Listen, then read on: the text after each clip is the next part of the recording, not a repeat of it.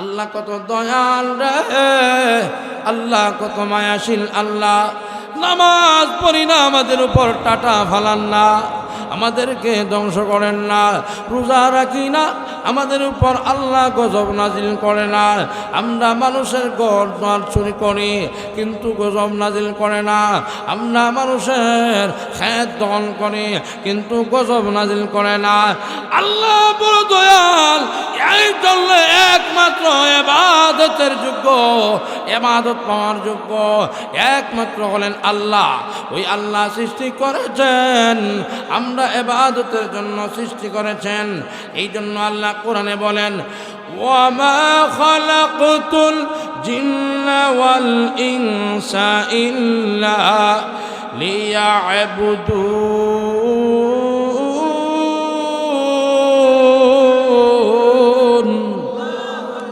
আল্লাহ বলেন, আমি জিন আর মানুষের সৃষ্টি করছি, আমি আল্লাহর ইবাদতের জন্যে, আমি আল্লাহর গোলামির জন্যে। আল্লাহর যদি গোলামি করি, আল্লাহর গোলামি পাওয়া, আল্লাহর হক আর গোলামি করা, গোলামি করার পরে আমাদেরও হক আল্লাহর কাছে আছে। এই জন্য মুআয ইবনে জাবালকে আল্লাহর নবী বিশ্ব নবী রাহমাতুল লিল আলামিন জিজ্ঞাসা করলেন, রে মুআয ইবনে জাবাল, আল্লাহর হক বান্দা আর বান্দির উপর কি, আর বান্দা বান্দির কি হক আল্লাহর উপরে? এমনি বলেন, আল্লাহ এবং তার রাসূল ভালো জানে। আল্লাহর নবী বিশ্ব নবী রাহমাতুল লিল আলামিন বললেন, মুআয ইবনে জাবাল রে, আল্লাহর হক বান্দা বান্দির উপর হলো আল্লাহর গোলামি করবে, আর বান্দা বান্দির হক আল্লাহর কাছে হইল আল্লাহ যেন জাহান্নাম থেকে বান্দা বান্দিকে মুক্তি দিয়ে দেয়।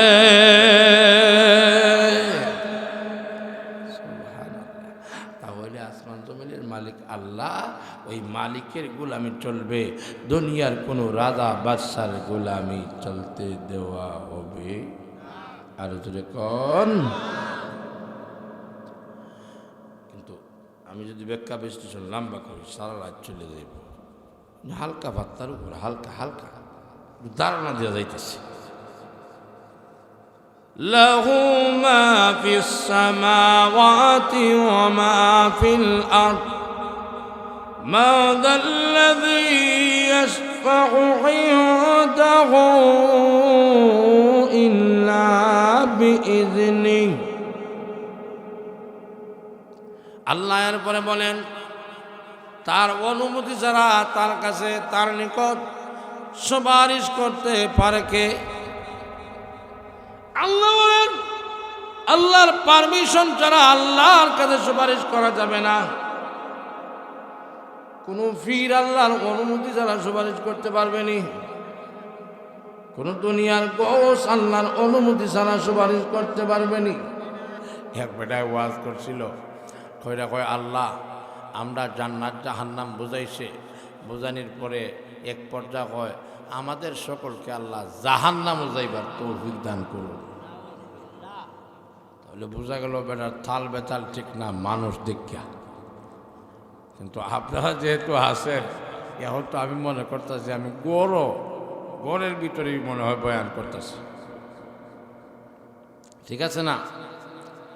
কারণ আবার যদি বয়ানও বুঝি না, তাহলে গন্ডগোল আছে। কারণ কোরআন শরীফে আছে, ইয়া আইয়ুহাল্লাযীনা আমানু লা তাকরাবুস সালাতা ওয়া আনতুম সুকারা। নামাজের কাছেও যাইও না। এমন বেটা ওয়াজ শুনছে, শুনে কয় হুজুররা তো নামাজের কথা কয়, কিন্তু কোরআনে আছে না, লা তাকরাবুস সালা, নামাজের নিকটবর্তী হইও না। কিন্তু ফরের খানার জানে না, ওয়া আনতুম সুকারা, তোমরা নেশাগ্রস্ত অবস্থায়, মাতাল অবস্থায় তোমরা নামাজের কাছে যাইও না, প্লান্টিক শর্ট করবা। এখন ওয়াজ করলাম একটা, আর বুঝেন যদি আরেকটা, তাহলে হবে? আল্লাহু আকবার। এক বেটা কিছু জানে, কিছু যে বেটা জানে, বেটা কিন্তু তার ফখম আর বাড়াবাড়ির জ্বালায় মসজিদও আর অন্যান্য মুসল্লিরা নমাজ পড়া তো দূরের কথা, তার জ্বালায় ওই মসজিদ থেকে বের হয়ে যাইতে চায়, ঠিক না বেটি? ও এক বেটা নামাজে দাঁড়াইছে, দাঁড়াইয়া দিছে 22টা বায়ু আবার দুই ধরনের, একটা হলো আওয়াজি আর একটা হলো আওয়াজ ছাড়া গেরানি, ঠিক না? ঠিক। এখন যারা যেটা দুর্গন্ধ করে এটা কিন্তু খুব জ্বালা দেয় বেশি, আর যেটা আওয়াজ দেয় এটা তেমন একটা জ্বালা টালা না, আইতে হচ্ছা, ঠিক না? ঠিক। এবারে নমাজ তাইকে দিছে এমন একটা বায়ু, আল্লাহু আকবার, কিয়ামত গড়াইছে। কিয়ামত যখন গড়াইছে তখন আরেক বেটা পাশে ছিল, বেটা হয় ঠেলাইতে আসে, খালি ঠেলা খালি ঠেলা। এখন হ্যাঁ বেটা তো আর কিছু হয় না, কেমনে বেটা বায়ুটা দিছে এমনি নমাজ পড়তে আসে। দিতে দিতে এক পর্যায়ে যখন সালাম ফিরানো শুরু হয়ে গেছে তখন যে বেটা ঠেলাঠেলি করছিল, হ্যাঁ যারে ঠেলাঠেলি করছে যে বায়ু দিছে, বেটা কছে স্যার নমাজ হতো আর নমাজ পড়তে পারলাম না আপনার ঠেলাঠেলির জ্বালায়। তো বেটা হয় কি করবো, তো নমাজ থেকে যে বায়ু দিস তোর তো ভান বাড়তে ফুঙ্গিয়াই আমি অজু দিতে না, হয় নমাজ হতে অজু করতাম কিভাবে, তার অজু নাই তার নামাজ আবার কি, ঠিক না বেটি? হয় নমাজ হতে অজু করতাম কিভাবে। আল্লাহু আকবার, আল্লাহু আকবার। তাহলে ওয়াজটা একটু সহজে বোঝার দরকার। আমি আপনাদের সামনে যে আয়াতুল কুরসি তেলাওয়াত করেছি, এই আয়াতুল কুরসি যারা তেলাওয়াত করবে প্রত্যেক ফরজ নামাজের পরে, সে জান্নাতে যাইতে শুধু মৃত্যু বাধা, মৃত্যু না হইলে কিয়ামত হইব, না মরলে কিয়ামত হইব, না মরলে হইবর তুইবেন। আর এমনি যদি নে হইবর রাখেন বেড়া তাকবো হইবর, ফাল দিয়ে উঠবো আর এলাকাতে একটা আলোড়ন সৃষ্টি হইব। তাহলে মরণ ছাড়া কিয়ামত হবে না, মরণ ছাড়া কিয়ামত না হইলে জান্নাত জাহান্নামের জায়গা তো যাওয়া যাবে না, ঠিক না বেঠিক? এখন হাদিস শরীফের মধ্যে তার ফজিলত হলো যারা আয়াতুল কুরসি প্রত্যেক নামাজের পরে তেলাওয়াত করবে, মরণে একমাত্র তার লাগে বাধা, মরতে দেরি, বেহেশতে যাইতে দেরি হবে না। আস্তে আস্তে দেখি সুবহানাল্লাহ বললেন। বেহেশত কি মামার বাড়ি? আরো যেরকম শ্বশুর বাড়ি, আরে শ্বশুর বাড়ি যে কত মজার বাড়ি, আল্লাহু আকবার। বেটা গান হইলেছে, সদুর বাড়ি মধুর হাড়ি, 3 দিন পরে জুতার বাড়ি, ঠিক না বেটি? এই জান্নাত তো শ্বশুর বাড়ি না। যারা আয়াতুল কুরসি প্রত্যেক ফরজ নামাজের পরে পড়বে, আল্লাহ তাআলা মরতে দেরি, বেহেশতে যাইতে দেরি হবে না।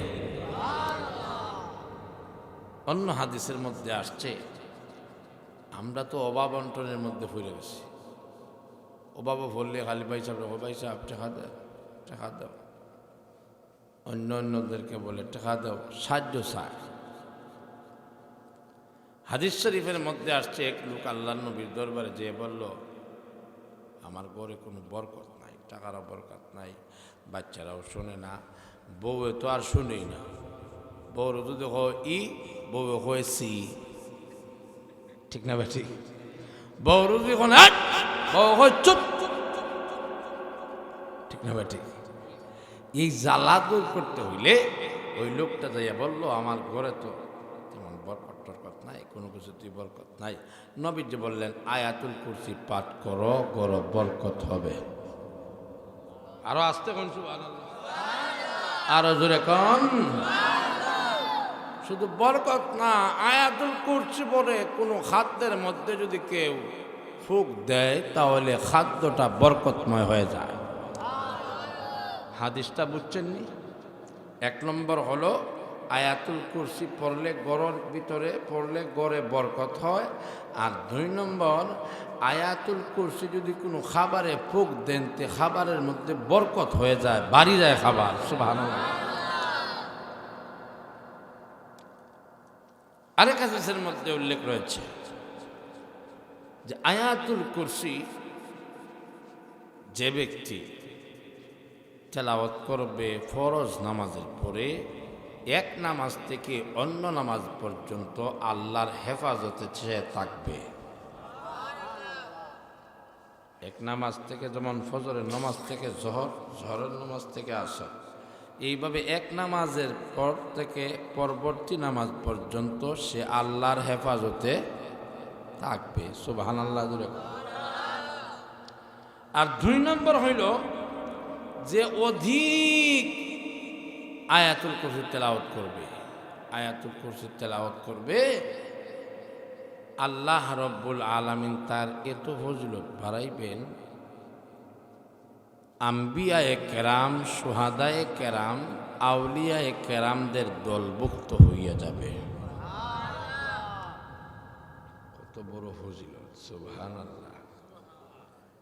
তেলাওয়াত করলে এই হাদিসের মধ্যে 1 নম্বর কি, তেলাওয়াত করলে এক নামাজ থেকে অন্য নামাজ পর্যন্ত আল্লাহর হেফাজতে থাকবে।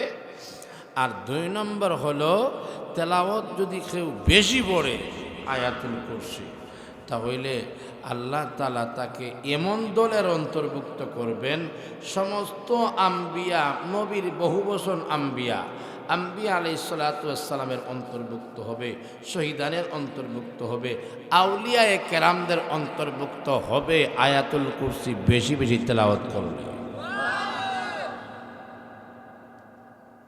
এই আয়াতুল কুরসির মধ্যে কিন্তু ইসমে আজম আছে, আছে না নাই? ইসমে আজম সারা কোরআন শরীফে 3 জায়গায় আছে। কয় জায়গায়? 3 জায়গায়। 1 নম্বর, আল্লাহু লা ইলাহা ইল্লা হুয়াল হাইয়ুল কাইয়্যুম।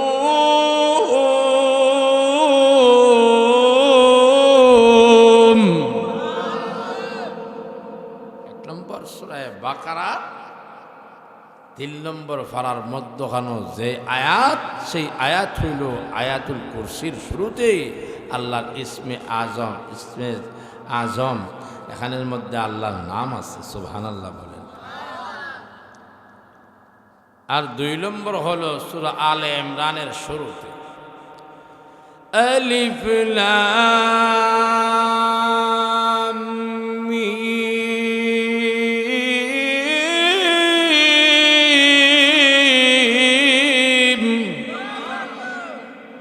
আল্লাহু লা ইলাহা ইল্লা হুয়াল হাইয়ুল কাইয়্যুম।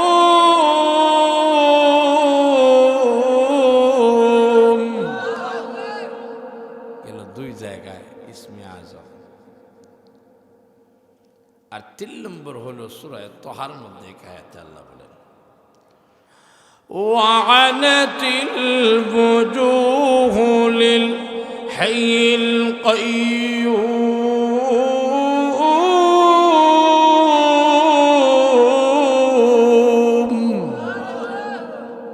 3 জায়গায় কি আছে?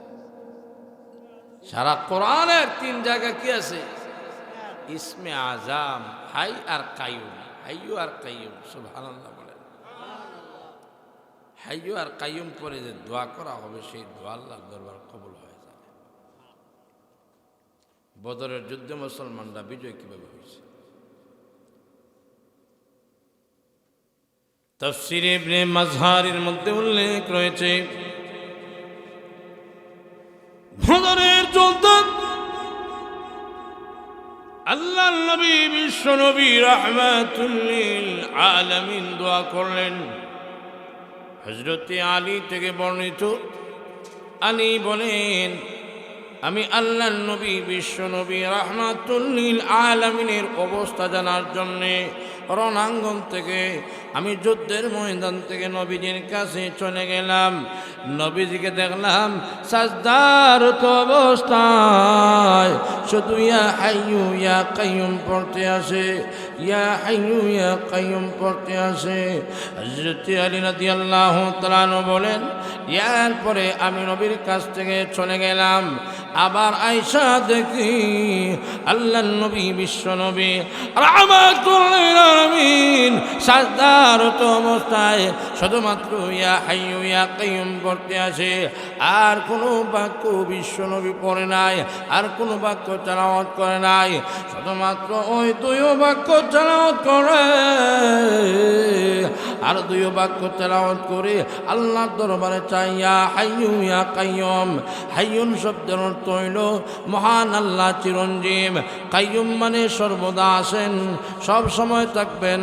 আল্লাহ রব্বুল আলামিন নিজেও কাইম দাইম আছেন, সমস্ত মাখলুককে মহান আল্লাহ কাইম দাইম রাখেন। কাইয়ুমের ব্যাখ্যায় তাফসীর কারক লিখেছেন রক্ষণাবেক্ষণ। রক্ষণাবেক্ষণের দায়িত্ব আল্লাহর হাতে। আসমান আর জমিনে যা কিছু আছে সব কিছুকে আল্লাহ ইবাদত করেন। জোরে কোন সুবহানাল্লাহ। হাদিস শরীফের মধ্যে আসছে হাইয়ু আর কাইয়ুম বলে যখন আল্লাহর দরবারে দোয়া করা হয় তো আল্লাহর দরবারে দোয়া কবুল হয়ে যায়। জোরে কোন সুবহানাল্লাহ। শুধু তাই নয়, আয়াতুল কুরসি পড়ে যদি আপনি ঘুমিয়ে যান, হ্যাঁ ভাই, শরীর বয়ে মানুষ আর ঘুমায় না। আমার এক আত্মীয় লন্ডন থেকে আসার পরে খালি বলে, এ হাবিব সাহেব, এ হুজুর, আপনি একটু দোয়া করেন না, কারণ ডাকাতির ভয়, চুরির ভয়, এইভাবে খালি শুধু বলতে আছে। জান্নারা করে আয়াতুল কুরসির এমন ফজিলত, যারা আয়াতুল কুরসি পরে ঘরের ভিতরে ঢুকবে বা ঘরের ভিতরে ঘুমায়া থাকবে, সারা রাত মহান আল্লাহ আপনার ঘরকে ফেরেশতাদের মাধ্যমে ফাড়া দিয়া দিবে। আয়াতুল কুরসি বলে যতই আপনি আয়াতুল কুরসি পরে ঘুমাইবেন, আপনার ঘর আর চুরি হবে না। যখন চোর আসবে আপনার ঘর চুরি করতে, তখন দেখবেন তার চোখ অন্ধ হয়ে গেছে আর রাস্তা খুঁজে পাবে না। তখন রাত্রে সে অবস্থান করবে আপনার বাড়ির সামনে। পরের দিন কিন্তু আপনি ওই চোরকে দেখতে পারবেন। এই আয়াতুল কুরসির ভিতরে এত ফজিলত, এত ফজিলত। শুধু তাই নয়, হাদিস শরীফের মধ্যে উল্লেখ রয়েছে, আইয়ুব আনসারী রাদিয়াল্লাহু তাআলা আনহু নিজেই বর্ণনা করেন, আমার কিছু দান বা আমার খাদ্য রাত্রে কে যেন চুরি করিয়া নিয়ে যায়, চুরি করিয়া লইয়া যায়। আমি আল্লাহর নবী, বিশ্ব নবী রাহমাতুল লিল আলামিনের কাছে গেলাম, যাইয়া বললাম, ইয়া রাসূলুল্লাহ, ইয়া হাবিবাল্লাহ, ওগো আল্লাহর নবী, আমার তো খাদ্য দ্রব্য জিনে চুরি করে নিয়ে যায়, জিনে চুরি করে নিয়ে যায়। আল্লাহর নবী, বিশ্ব নবী রাহমাতুল লিল আলামিন ডাকতে বললেন, তুমি আজ থেকে যখন ওই জিন নামক সুর আপনার দরবারে আসবে, তখন ওই আপনি বলবেন, বিসমিল্লাহ ইয়াজিবি রাসূলুল্লাহ। এই কথা, এই বাক্য যখন তুমি তেলাওয়াত করবে, তখন জিনকে ধরা তোমার জন্য সম্ভব হবে। এমনিতেই উনি রাসূলের কথা অনুযায়ী যখন জিন আসছে চুরি করার জন্য, এমনিতে ওই আবু আইয়ুব আনসারী রাদিয়াল্লাহু তাআলা আনহু ওই বাক্যটা তেলাওয়াত করা শুরু করছেন। বাক্য তেলাওয়াত করতে দেরি, ওই জিনটা ওনার হাতে ধরা পড়তে একটা মুহূর্ত দেরি হয় না। যখন আবু আইয়ুব আনসারী রাদিয়াল্লাহু তাআলা আনহু চোরকে ধরলেন, চোর ডাকতে বলে, আমি আর করতাম না, আমার বাড়িতে বড় অসুবিধায় আছেন আমার ঘরের সদস্যরা, আমি অভাবে আছি, আমাকে ছেড়ে দাও, আর আমি আসবো না। যখন এই কথাটা বলছে, তখন আবু আইয়ুব আনসারী রাদিয়াল্লাহু তাআলা আনহুর অন্তরে দয়া আসলো। এমনিতেই জিন নামক চোরকে সারিয়া দিলেন। আল্লাহর নবীর দরবারে গেলেন আবু আইয়ুব আনসারী রাদিয়াল্লাহু তাআলা আনহু, নবীকে ওই ঘটনাটা বৃত্তান্ত বর্ণনা করলেন। ইয়া রাসূলুল্লাহ, ইয়া হাবিবাল্লাহ, ওগো আল্লাহর নবী, গতকালকে আমার খাদ্যদ্রব্য নেওয়ার জন্য যে জিনটা সুর হিসাবে এসেছিল, সুর হইয়া এসেছিল, আপনি যে বাক্য বলেছিলেন বিসমিল্লাহি আজিবি রাসূলুল্লাহ, এই বাক্য যখন পড়েছিলাম তখন তাকে ধরলাম, ধরার পরে সে আমাকে বলল আর আসবে না, অঙ্গীকার করছে, আমিও তাকে ছাড়িয়ে দিয়েছি। আল্লাহর নবী, বিশ্ব নবী রাহমাতুল লিল আলামিন বললেন, আবু আইয়ুব আনসারী রে, তোমাকে ওই জিন বলেছে আর আসবে না, কিন্তু আবারও সে আসবে। আনসারী রাদিয়াল্লাহু তাআলা উনি নিজেই বলেন, একবার না, দুইবার না, তিনবার আমি জিনকে ধরলাম, সে আমার খাদ্যদ্রব্য চুরি করে নিয়ে যায়। এমনিতেই সে অঙ্গীকার করে আর আসবে না, কিন্তু তারপরেও আসে। আল্লাহর নবী বললেন, আবু আইয়ুব আনসারী রে, আবারও সে আসবে। এমনিতেই চতুর্থবার আবার যখন সে আসছে, ভালো মতো তাকে ধরছেন। আবু আইয়ুব আনসারী জিনকে, আর তোমাকে ছেড়ে দেওয়া যাবে না, তোমাকে বিশ্ব নবী রাহমাতুল লিল আলামিনের কাছে নিয়ে যেতে হবে। এমনি জিন বলে, তোমার ভাই দুই পায়ে ধরিয়ে বললাম, আমাকে বিশ্ব নবীর দরবারে নিয়ে যাইও না, আমি তোমার কাছে আসতাম না, না তোমাকে আর ছাড়বো না, না তোমাকে ছাড়বো না। জিন বলে, না আমি আর আসবো না, তবে আমি যেহেতু চলে যাব, তোমাকে একটা এমন একটা বিষয় আমি তোমাকে শিখাইয়া যাইব, যেই বিষয়টা শিখলে রে কোনোদিন কোনো জিন তোমার কাছে আসবে না, কোনো শয়তান তোমার কাছে আসবে না। সেই বিষয়টা কি? সেই বিষয়টা কি? আবু আইয়ুব আনসারী রাদিয়াল্লাহু তাআলা ডাকতে বললেন, তাহলে ওই বিষয়টা কি আমাকে একটু শেখায়া দাও। এমনি ডাকতে বলে, এই বিষয়ের নাম হলো আয়াতুল কুরসি। আয়াতুল কুরসি তখন তেলাওয়াত করবে, তখন আর কোনো জিন তোমার কাছে আসবে না, কোনো শয়তান তোমার কাছে আসবে না।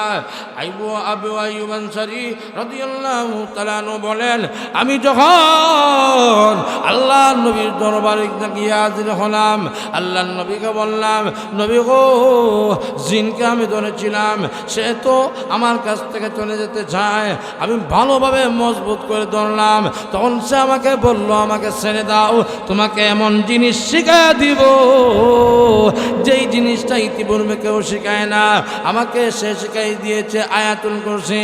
আল্লাহর নবী, বিশ্ব নবী রাহমাতুল লিল আলামিন ডাকতে বললেন, আবু আইয়ুব আনসারী রে, যদিও কথা সত্য, সে কিন্তু মৃত্যু। সুবহানাল্লাহ কান, এ মৃত্যু, কিন্তু কথাটা হয়েছে কি সত্য। আয়াতুল কুরসি বললে কি হয়? জিন আর শয়তান আসে না। আমি এলাকার মানুষদেরকে, আখাজুরার মানুষদেরকে বলে দিলাম, কোনো হুজুরের কাছে যাওয়া লাগবে না।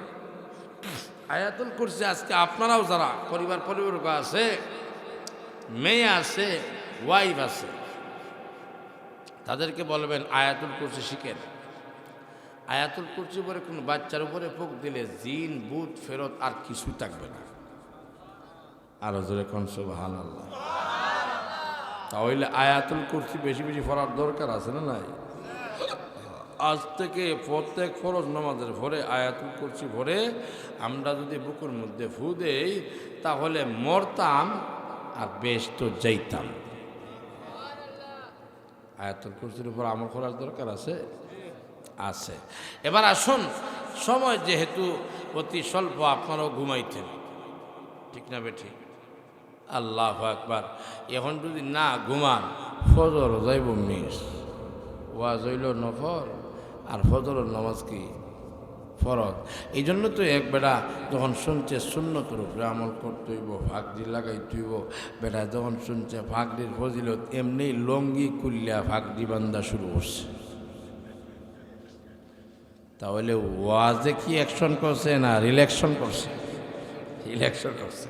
এই জন্য সব কিছুই ঠিকঠাক করে চলতে হয়, ঠিক না বে ঠিক? এবার আসুন, আল্লাহ তাফসীরে কি বলছে। আল্লাহু লা ইলাহা ইল্লা হুয়াল হাইয়ুল কাইয়্যুম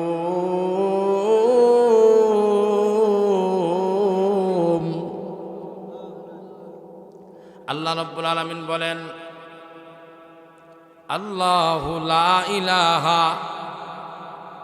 আল্লাহ ছাড়া কোনো ইলাহ নাই। আল্লাহ ছাড়া ইলাহ আছে? তাহলে অনেক মানুষ আছে বাবার দরবারও গিয়া বাচ্চা চায়, ঠিক না বেটি?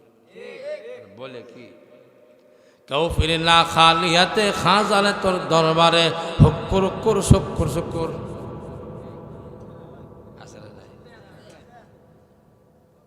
কবার দরকার ছিল কেউ ফিরে না খালি হাতে আল্লাহরে তোর দরবারে।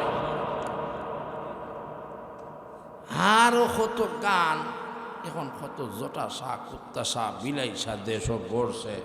আল্লাহু আকবার।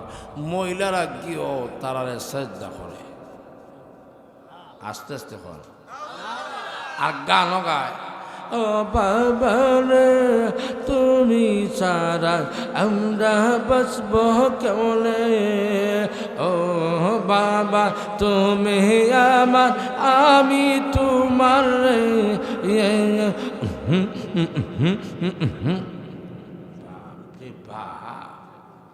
যে গান হয়, এই গান হয় আর সেজদা দেয়, সেজদা ভাবর জুকাকে তাহলে কোন ইলা আছে? আল্লাহ ছাড়া কোন ইলা আছে? মূর্তি কোনো কিছু করতে পারবে? মূর্তি খায়, হ্যাঁ? আল্লাহু আকবার। এক হিন্দু বেটা গেছিল একটা অনুষ্ঠান, যার যার অনুষ্ঠান তো যার যার বড় জিনিসটাই অনুষ্ঠানও গিফট করে। তো সে কী করলো যে আমি একটা মূর্তি নিয়ে যাইমু, আর মূর্তিটা যদি আমি ওই তারার অনুষ্ঠানও দিতে পারি তাহলে তো তারা খুশি হইব যে আমি মূর্তি লইয়েছি। এখন এবারে মূর্তি লইয়া খান্দ করে যাইতেছে, আর রাস্তায় প্রস্তাবে ধরছে। প্রস্তাবে ধরার পরে মূর্তিটা একটা দেয়াল হয়েছে, ওই দেয়ালের মধ্যে এইভাবে লাগাই রাখছে, আর সে প্রস্তাবও লাগছে। আর কুত্তা যে, আল্লাহু আকবার, কুত্তা কিন্তু এই আমাদের মতন এই ডালা জায়গায় প্রস্তাব করে না। সে যখনই দেখে কোনো গাছ বা কোনো দেয়াল আছে এমনি ভাওলম্বা করে, ঠিক না ঠিক? আর যে জায়গায় মূর্তিটা রাখছে কুত্তা আসার পরেই ওই জায়গাতে চ্যাংটা তুলা দিছে, তুললে এমনভাবে মেশিন গান স্ট্যান্ড গান ছাড়ছে,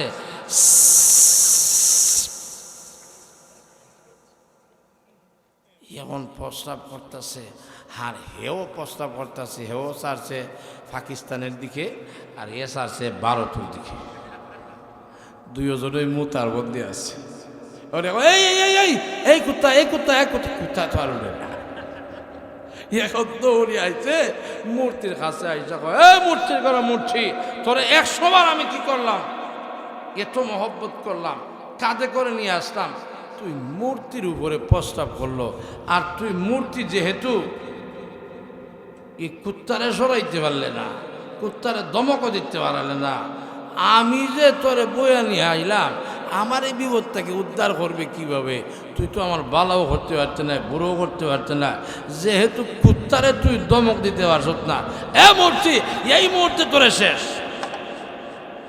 দিছে আসার, আর মূর্তি হয়ে গেছে কি বাসার।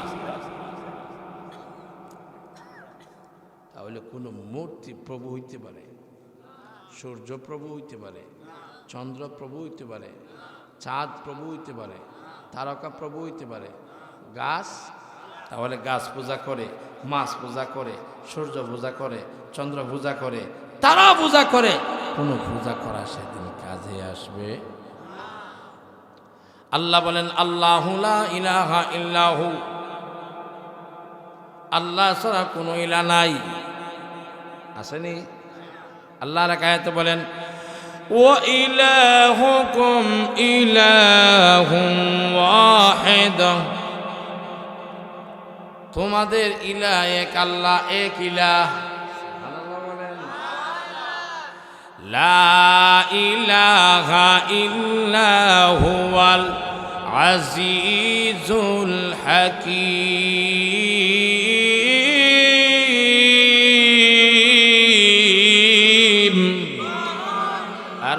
খান। আল্লাহ রাব্বুল আলামিন এই আয়াতের ভিতরেও বলেন তোমাদের ইলাহ এক ইলাহ, সব কিছু করেন ওই ইলাহ। কান দিয়েছেন, হাত দিয়েছেন, পাও দিয়েছেন, সমস্ত অঙ্গ প্রত্যঙ্গ সব কিছু এক ইলাহ দিয়েছেন। দুনিয়ার আর কেউ আমাদেরকে সৃষ্টি করে নাই, আসমান জমিন মহান আল্লাহ সৃষ্টি করেছেন। আল্লাহ রাব্বুল আলামিন বলেন লা ইলাহা ইল্লা হুয়াল আজিজুল হাকীম। আল্লাহ হলেন পরাক্রমশালী, মহাপ্রজ্ঞাময়। আল্লাহ সব কিছু জানেন, আল্লাহ শক্তিশালী। আল্লাহর মতন ইলাহ পৃথিবীতে আর কোনো ইলাহ হতে পারে না। জোরে কোন সুবহানাল্লাহ। শুধু তাই নয়, আল্লাহ যে ইলাহ, ওই ইলাহ ছাড়া কোনো ইলাহ নাই। যে মহান আল্লাহ নিজেই সাক্ষ্য দিয়েছেন আমি আল্লাহ, ইলাহ ছাড়া আর কোনো ইলাহ দুনিয়াতে নাই। শাহিদাল্লাহু আন্নাহু লা ইলাহা ইল্লাহু। আল্লাহ বলেন, আল্লাহ সাক্ষ্য দেয় লা ইলাহা ইল্লাহু, তিনি ছাড়া কোনো ইলাহ নাই। আল্লাহ নিজে সাক্ষ্য দেয় এ মুশরিকের দলেরা, নাসারার দলেরা, মূর্তি পূজারি করনেওয়ালা, আল্লাহ নিজে সাক্ষ্য দেয় আল্লাহ ছাড়া কোনো ইলাহ নাই, কোনো ইলাহ নাই। তাহলে তোমরা কেন মূর্তি পূজা করো, দেব পূজা করো? কেন তোমরা সূর্য পূজা করো, মাছ পূজা করো, গাছ পূজা করো, ভিড় পূজা করো? আল্লাহ নিজেই সাক্ষ্য দিয়েছেন আল্লাহ ছাড়া কোনো ইলাহ নাই। ওয়াউলুল ইলমি কায়িমান বিল কিসত। আল্লাহ রাব্বুল আলামিন বলেন ওয়াল মালাইকাতু ওয়াউলুল ইলমি কায়িমান বিল কিসত। আমার আল্লাহ রাব্বুল আলামিন কোরআনে বলেন ফেরেশতারা এবং জ্ঞানীগণরাও সাক্ষ্য দেয় আল্লাহ ছাড়া কোনো ইলাহ নাই। পরাক্রমশালী আল্লাহ, প্রজ্ঞাময় আল্লাহ। জুড়ে কোন সুবহানাল্লাহ। আর কাফির বেঈমানরা যারা আছে, মুশরিকরা, তারা কয় আমরা যে মূর্তি পূজা করি আল্লাহরে ভাইবার লাগি না, খারে ভাইবার লাগি। আল্লাহরে ভাইতো আল্লাহ নিজে হয় মা না'বুদুহুম ইল্লা লিয়ুকাররিবুনা ইলাল্লাহি যুলফা।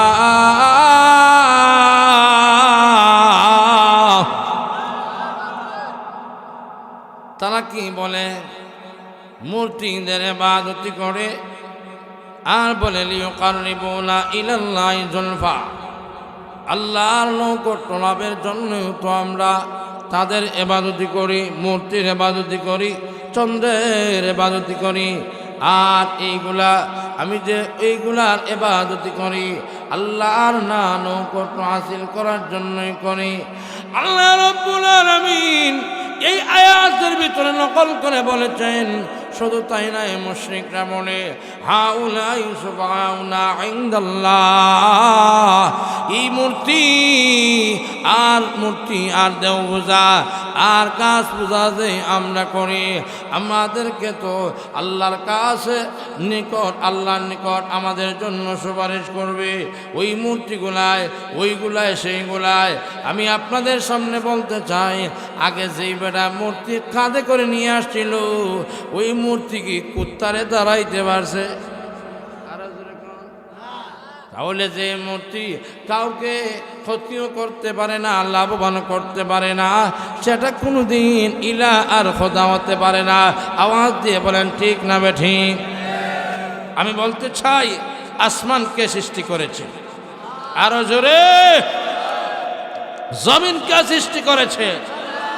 আসমান আর জমিনে একমাত্র আল্লাহর হুকুম চলে। আল্লাহ ছাড়া পৃথিবীতে কাউকে মানা যায় না। আল্লাহ ছাড়া কোনো কাউকে, কোনো বস্তুকে আল্লাহর সাথে শিরিক করা যায় না। কেউ যদি বলে আল্লাহর হুকুমের বিরুদ্ধে, নবীর বিরুদ্ধে, ইসলামের বিরুদ্ধে দাঁত ভাঙ্গা জবাব দেওয়ার জন্য কে কে প্রস্তুত আছেন হাত উত্তোলন করে দেখে দাও। আল্লাহ পাক আমাদের সকলকে ইসলামের পক্ষে থাকার তৌফিক দান করুন। মূর্তিগুলা যে কিছুই করতে পারে না, এটা আরেকটা দলিল। وَيَعْبُدُونَ مِن دُونِ اللَّهِ لَا يَضُرُّهُمْ وَلَا يَنفَعُهُمْ। আল্লাহ ছাড়া তারা যে ইবাদত করে, মূর্তির পূজা করে, অন্য কোনো বস্তুর পূজা করে, এই মূর্তিগুলা তো তাদের কোনো ক্ষতি করতে পারে না, তাদের কোনো লাভ করতে পারে না। তাহলে প্রমাণ হয়ে গেল আল্লাহু লা ইলাহা ইল্লা হু, আল্লাহ ছাড়া কোনো মাবুদ নাই। মূর্তিও কোনোদিন মানুষকে সুপারিশ করতে পারে না, মানুষের ব্যাপারে সুপারিশ করতে পারে না। মূর্তি ইবাদত পাওয়ার যোগ্য না, তাকে শ্রদ্ধা করার যোগ্য না, সে শ্রদ্ধা পাওয়ার যোগ্য না। শ্রদ্ধা পাওয়ার একমাত্র যোগ্য হলো মহান আল্লাহ। তাহলে ইলার ব্যাখ্যা গেল, আপনারা বুঝতে পারতেছেন। আমি কিন্তু ঠান্ডা ঠান্ডা ওয়াজও করি, দেখলাম আপনারা খুব মনোযোগ সহকারে বসে আছেন, এবারে সরল সহজভাবে ওয়াজটা করতেছি। বুঝে আসতেছেন না বুঝতেছেন না?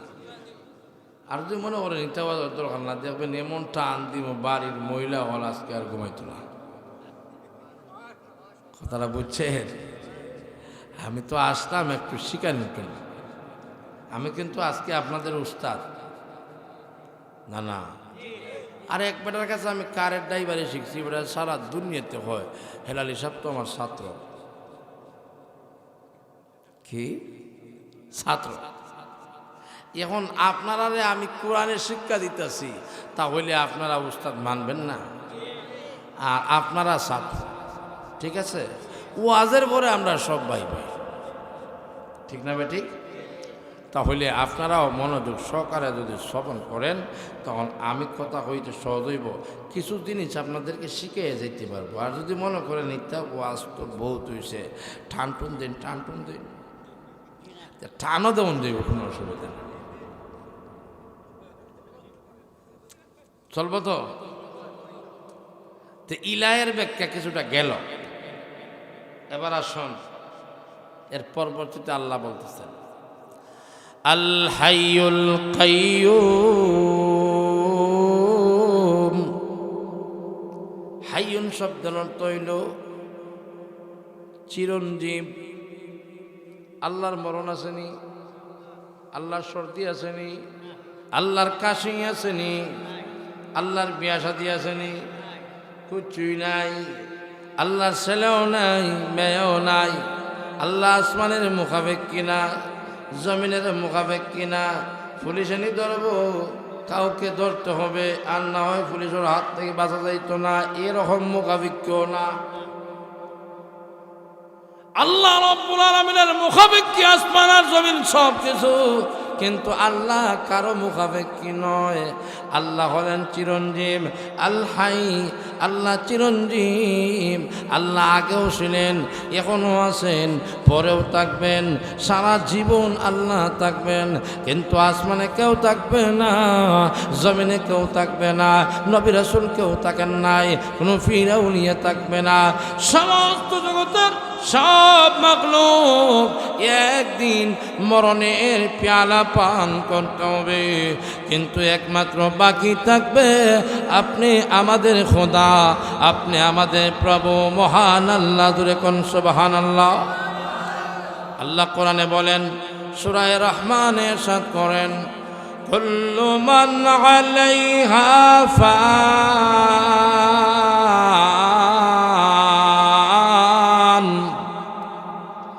ওয়া ইয়াবকা ওয়াজহু রাব্বিকা যুল জালালি ওয়াল ইকরাম।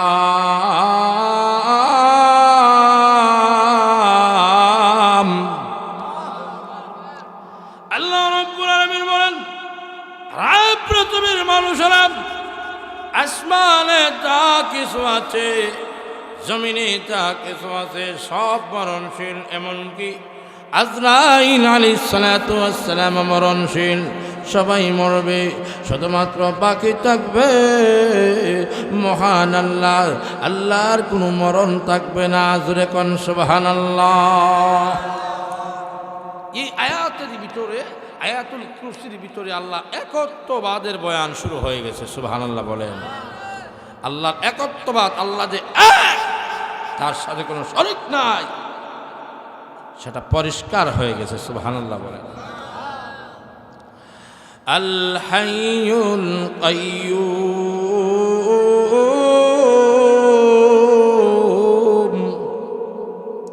আল্লাহ হলেন কাইয়্যুম। তাফসীর কারক লিখেছেন, কাইয়্যুম শব্দের অর্থ হল রক্ষণাবেক্ষণকারী, হেফাজতকারী। সব কিছুকে কে হেফাজত করেন? আরো যেরকম আসমানে সূর্য তুলে কে? সূর্য উদিত হয় কার ওয়াটারে? সূর্য ন্যস্ত যায় কার ওয়াটারে? তারা উঠে কার ওয়াটারে? আল্লাহ রব্বুল আলামিনের হুকুমে সব চলে। আসমান জমিন, সাত আসমান সাত জমিনে যা আছে সব কিছু কার ওয়াটারে? আল্লাহ নিজেও কাইম। আল্লাহকে কাইম করতে হলে কারো, আল্লাহ কাইম থাকতে গিয়ে কারো মুখাপেক্ষির দরকার নাই। আল্লাহ নিজেই কাইম। আল্লাহ আসমান জমিনের সব কিছুকে রক্ষণাবেক্ষণ করে, হেফাজত করে। জোরে কোন সুবহানাল্লাহ। আল্লাহ কোরআনে বলেন, ومن آياته أن تقوم السماء والأرض بأمره। আল্লাহ রাব্বুল আলামিন নিজেই ঘোষণা দিয়েছেন, আমার নিদর্শনাবলীর মধ্যে একটা নিদর্শন হলো আন তাকুমা আস-সামাউ ওয়াল আরদু বিআমরি। আমরুন শব্দের অর্থ হলো আদেশ। আল্লাহ রাব্বুল আলামিন কোরআনে বলেছেন, আল্লাহর হুকুমে আসমান আছে, আল্লাহর হুকুমে জমিন আছে। আল্লাহর হুকুমে আসমানের যত ফেরেশতা আছে সবাই আল্লাহর হুকুম ছাড়া, আল্লাহর আদেশ ছাড়া একটা মুহূর্ত অযথা সময় কাটায় না। এ পৃথিবীর মানুষেরা রে, আল্লাহর হুকুম ছাড়া কেউ চলতে পারে না। তাহলে আল্লাহর কাছে সব কিছুর হিসাব আছে। আসমানে কি হয়, জমিনে কি হয়, সব আল্লাহর কাছে আসে। আমরা আপনাদেরকে বলতে চাই, ও মুসলমানেরা, আপনি আমি যে নামাজ পড়ি না, রোজা রাখি না, ব্রাজিল আর আর্জেন্টিনা লইয়া সব সময় আছি, জেনে করে ব্রাজিল যে তুমি দেখলা, আর্জেন্টিনা দেখলা, অমুক দেশে খেলা, তমুক দেশে খেলা, এই যে সময়টা তুমি কাটাইয়া দিলা হাসরের কঠিন ময়দানে, মহান আল্লাহ যখন হিসাব নিকাশ দেবেন, হিসাব নিকাশ লইতে চাইবেন, ফামান ইয়ামাল মিসকালা জাররাতিন খায়রান ইয়ারা ওয়া মান ইয়ামাল মিসকালা জাররাতিন শাররান ইয়ারা। অনুপরিমাণ নেক আমল করলে সেটারও হিসাব নেওয়া হবে, অনুপরিমাণ যদি আপনি বদ আমল করেন সেটাও তন্ন তন্ন করে হিসাব নেওয়া হবে। এই জন্য এ মুসলমানেরা, অন্য দেশের খেলা হবে, তুমি নমাজ ছেড়ে ছেড়ে রাত্রে তুমি অতিবাহিত করে দিলা খেলা দেখার জন্য। খেলায়া দেলাইয়া জীবনটা যদি অতিবাহিত করে দাও রে, মরতে দেরি হবে, জাহান্নামে যাইতে দেরি হবে না। আর যদি আয়াতুল কুরসি তেলাওয়াত করে সব সময় তেলাওয়াত করতে পারো, তাহলে জেনে রেখো আল্লাহ রাব্বুল আলামিন তোমার ফজিলত এমনভাবে দান করবে, মরতে দেরি হবে, সুহাদা আর আউলিয়ায়ে কেরামদের সাথে তোমাকে সম্পর্ক করায়া দিতে একটা মুহূর্ত দেরি হবে না।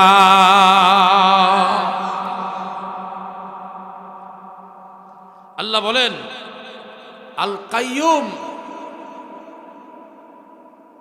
আল্লাহ আসমান জমিনে যা আছে সব কিছুকে কি করেন? হেফাজত করেন। একটা দায়িত্ব যদি থাকে, রাত্রের ডিউটি, দিনের ডিউটি, ডিউটি করার পরে কিন্তু ঘুম আসে, ঠিক না বেটি? এক জায়গায় শুনছি এক মুয়াজ্জিন সাহেব এমনি ঘুমাই গেছে, আর যখনই কামতের টাইম আইছে বেটা ঘুম থেকে উঠে দৌড় দেওয়া হয়, আল্লাহু আকবার আল্লাহু আকবার আল্লাহু আকবার আল্লাহু আকবার। জিজ্ঞেস করলাম ওযু আছে? আর ওযু টজু হইয়া লাভ নাই, মুসল্লির বাদাম হইল বড় ওযু।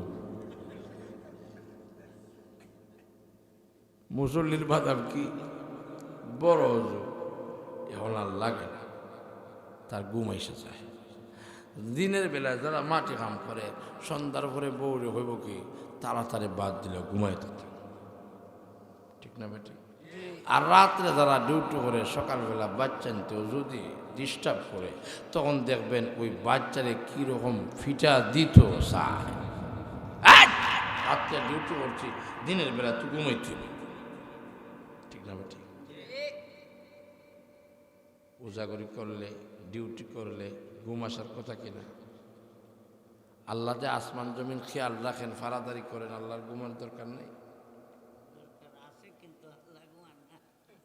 হ্যাঁ, আল্লাহর ঘুমানির কোনো গুণ নাই, আল্লাহ ঘুমানির কোনো প্রয়োজন নাই। যত প্রয়োজন আছে একটা প্রয়োজনও আল্লাহর নাই, যত প্রয়োজন আমরার আছে আল্লাহর একটা প্রয়োজনও নাই। আল্লাহ ও মুখাপেক্ষী। তো বনি ইসরাইলের লোকেরা মুসা আলাইহিস সালামকে লক্ষ্য করে বলল, আল্লাহ তো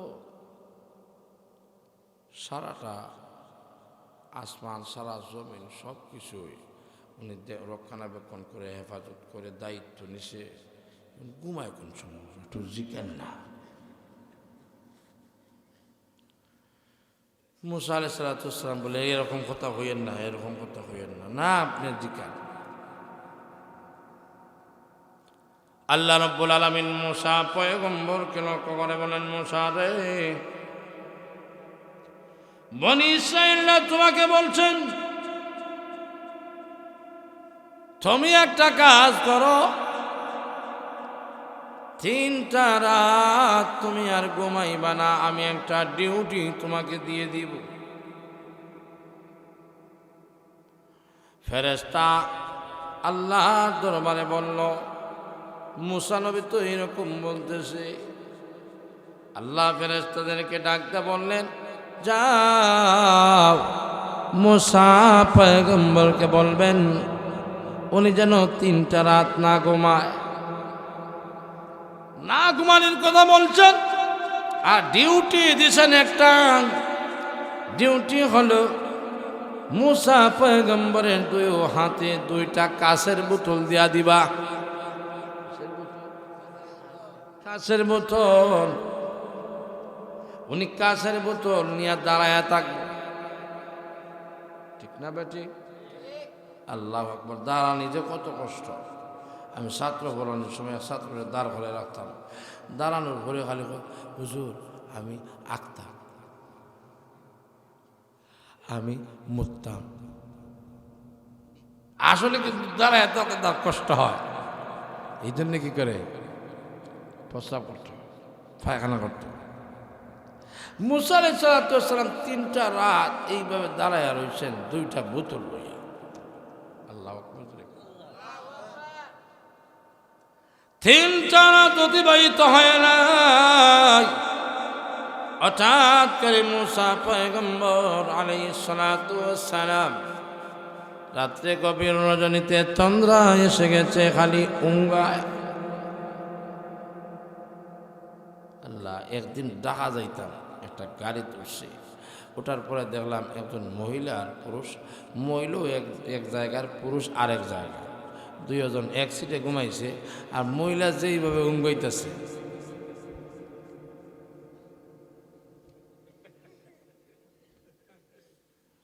এখন হে বেটাও মনে করছে উঙ্গায় না, মনে হয় আমার ভালো হইতেছে। হে বেটাও খালি চায় আর তোমার নম্বর কত, তোমার লম্বার কত, তোমার লম্বার কত। এ বেটি তো আর লম্বার জানে না, শুধু এমনভাবে খালি সিয়া দি কি করতেছে, গাইলো ফার দিতেছে, সিয়া বুঝলি, সিয়া বুঝলি, সিয়াদি গুড়ি ভার দেয় না, এভাবে একটু সিয়ার ভার দিতেছে। আমি অনেক সময় দেখলাম আর বুঝলাম যে গুম কারে কয়। মুসা আলাইহিস সালাতু ওয়াস সালাম যখন ওই 3 দিন 3 রাত হয়ে যাবে, এমত অবস্থায় তন্দ্রা এসে গেছে, সিয়া দিয়া যেইভাবে গুড়ি ভার দেয় এইভাবে অঙ্গানুসরণ করছে। হঠাৎ করে ডান হাতের যে বোতল আছে কাঁচের, বাম হাতের বোতলের সাথে লাগছে। লাগতে দেরি হবে, দেরি হয়েছে। ওই 2টা বোতল ভেঙে চুরমার হতে একটা মুহূর্ত দেরি হয় না। আল্লাহ রাব্বুল আলামিন ফেরেশতাদেরকে রক্ষা করে বললেন, ফেরেশতারা রে, আমার মুসা পয়গম্বরকে ওই বনী ইসরাঈলের লোকেরা বলেছে, আমার মুসা পয়গম্বরকে আমি কেন ঘুমাই না, আমি কেন ঘুমাই না। আমি মুসা পয়গম্বরকে 3টা রাত না ঘুমানোর পারমিশন দিলাম, আদেশ দিলাম, আর ডিউটি একটা দিলাম। ডিউটিটা হলো 2 হাতের মধ্যে 2টা কাঁচের বোতল রাখবে, দাঁড়ায় থাকবে। দেখা যায় 3টা রাত হয় নাই, ওই কাঁচের বোতল একত্রিত হইয়া চূর্ণ বিচূর্ণ হয়ে গেছে। ফেরেশতারা রে, আমার পয়গম্বরকে জানায়া দাও, আমি আল্লাহ যে আসমান সৃষ্টি করলাম, জমিন সৃষ্টি করলাম, চন্দ্র সৃষ্টি করলাম, সূর্য সৃষ্টি করলাম, সব কিছু আমি আল্লাহ সৃষ্টি যে করলাম, যদি আমি আল্লাহ ঘুমাই, একটা সূর্য যদি ভরে যায়, তাহলে দুনিয়ার মানুষের অবস্থা হবে কি? সুবহানাল্লাহ কান। আমি আল্লাহ যদি ঘুমায় থাকি, হঠাৎ করে যদি আসমান ভেঙে পড়ে যায় মাটিতে, তাহলে জমিনের বান্দা বান্দি, জমিনের মাখলুকাতের কি অবস্থা হবে? এই জন্য সব কিছু ইবাদতের জন্য আমি আল্লাহ একটা মুহূর্তের জন্য ঘুমাই না।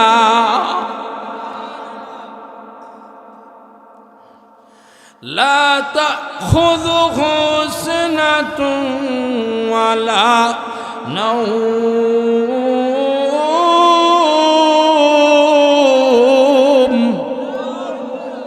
আল্লাহ রাব্বুল আলামিন বলেন, দুনিয়ার মানুষের ঘুম আছে, আসমান জমিনের সব কিছুর ঘুম আছে, সমস্ত মাখলুকাতের ঘুম আছে, কিন্তু আমি আল্লাহ একটা মুহূর্তের জন্য ঘুমাই না।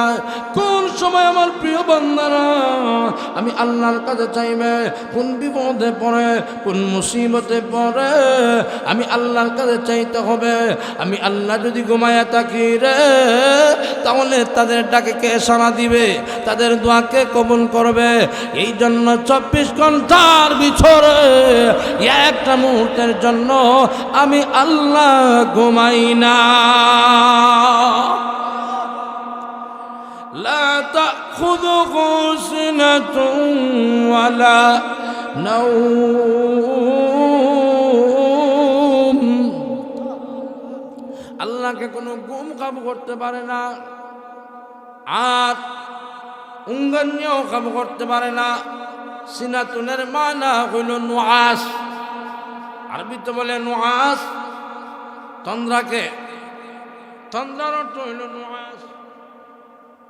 আল্লাহর কোনো নুআস নাই, আল্লাহর কোনো নাম নাই। যারা তন্দ্রা বরিবায়, এটা কি নুআস, এটা কি নুআস। আর যারা দেখবেন কেউ ঘুমাইলে আল্লাহ আকবার বোঝা যায় রায়টের আমল শুরু হয়ে গেছে।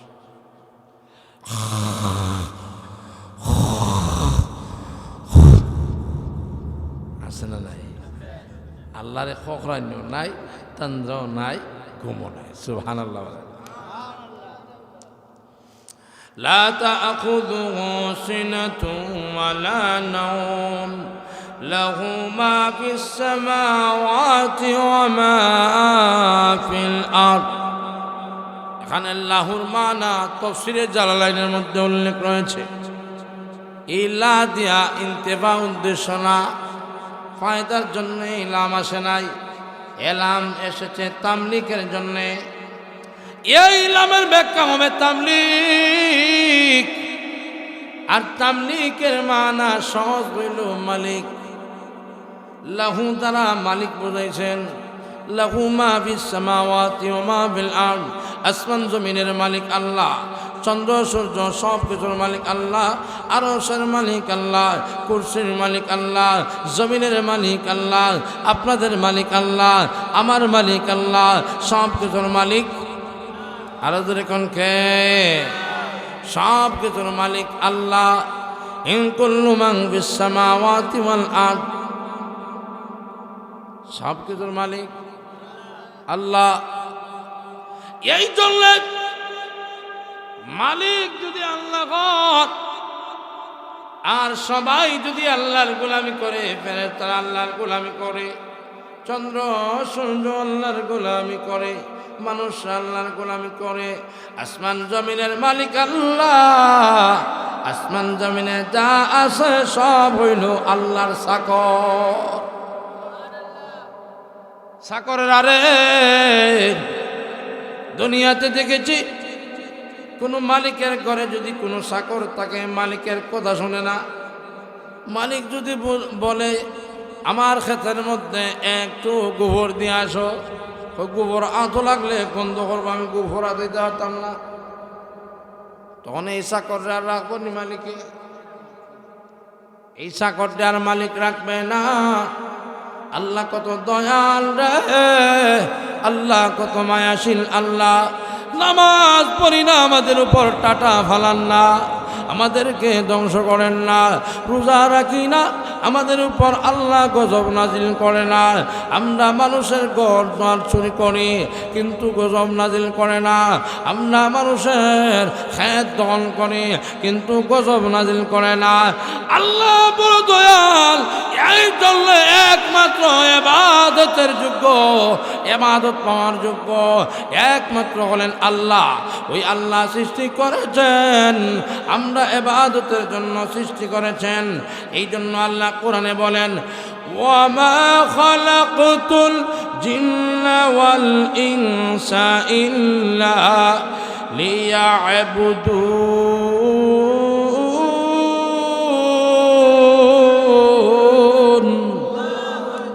আল্লাহ বলেন, আমি জিন আর মানুষের সৃষ্টি করছি, আমি আল্লাহর ইবাদতের জন্যে, আমি আল্লাহর গোলামির জন্যে। আল্লাহর যদি গোলামি করি, আল্লাহর গোলামি পাওয়া, আল্লাহর হক আর গোলামি করা, গোলামি করার পরে আমাদেরও হক আল্লাহর কাছে আছে। এই জন্য মুআয ইবনে জাবালকে আল্লাহর নবী বিশ্ব নবী রাহমাতুল লিল আলামিন জিজ্ঞাসা করলেন, রে মুআয ইবনে জাবাল, আল্লাহর হক বান্দা আর বান্দির উপর কি, আর বান্দা বান্দির কি হক আল্লাহর উপরে? এমনি বলেন, আল্লাহ এবং তার রাসূল ভালো জানে। আল্লাহর নবী বিশ্ব নবী রাহমাতুল লিল আলামিন বললেন, মুআয ইবনে জাবাল রে, আল্লাহর হক বান্দা বান্দির উপর হলো আল্লাহর গোলামি করবে, আর বান্দা বান্দির হক আল্লাহর কাছে হইল আল্লাহ যেন জাহান্নাম থেকে বান্দা বান্দিকে মুক্তি দিয়ে দেয়।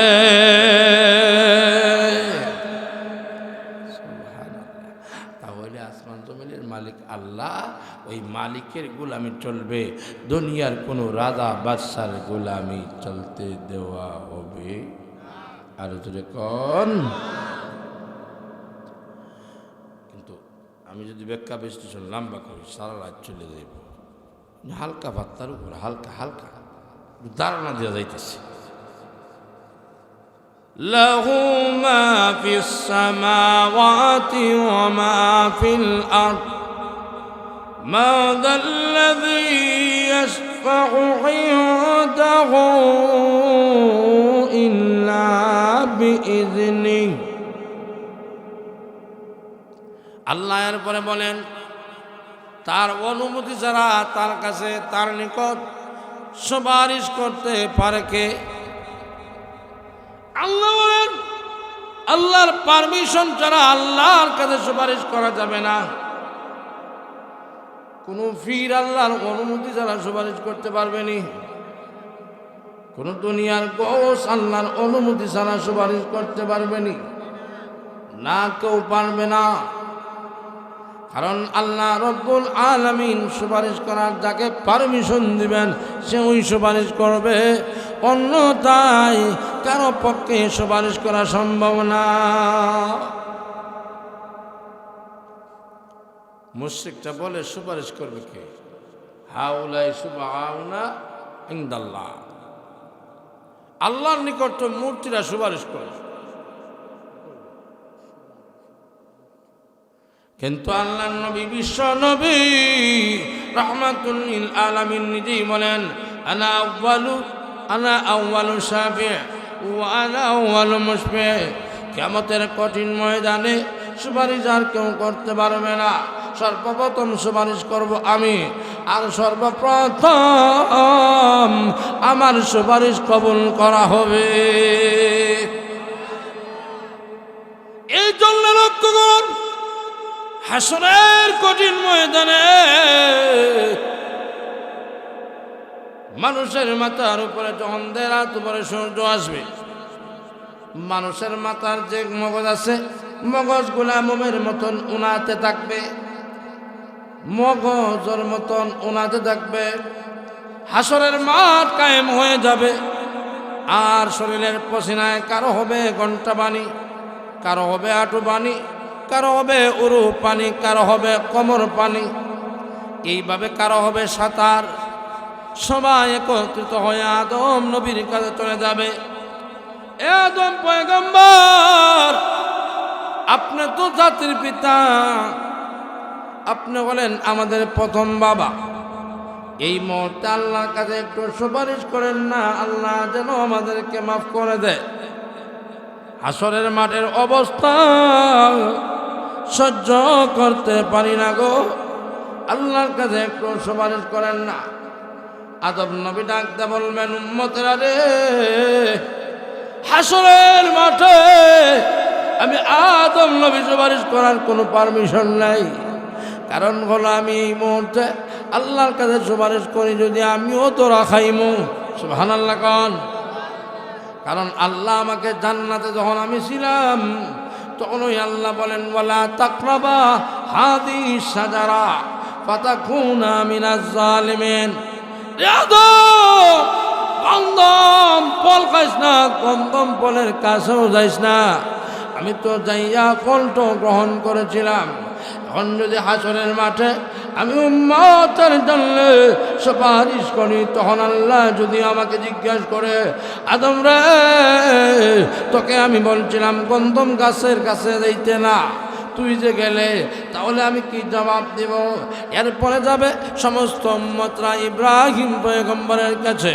ইব্রাহিম পয়গম্বরের কাছে যাওয়ার পরে বলবে, ও গো জাতির পিতা ইব্রাহিম, আপনি একটু সুপারিশ করেন না। এমনিতে ইব্রাহিম পয়গম্বর ডাকতে বলবে, আরে উম্মতরা, আজ হাসরের কঠিন ময়দানে আমার পক্ষে সুপারিশ করা সম্ভব হবে না।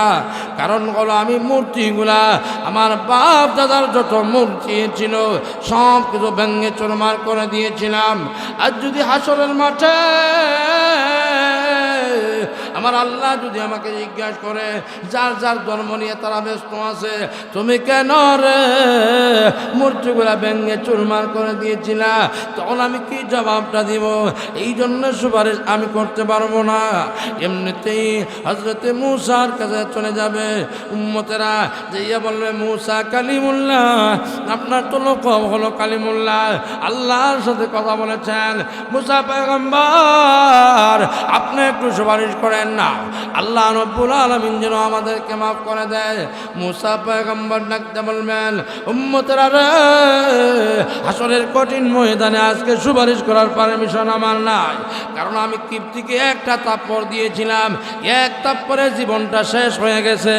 আল্লাহ যদি আমাকে জিজ্ঞাসা করে, মূসা রে, তুমি অন্যদের জন্য সুপারিশ করতে আসলা, তুমি কেন কিপ্তিকে এক তাপ্পড়ে শেষ করে দিলা, তাহলে কি জবাব দেব? আমার আমার পক্ষে সম্ভব না।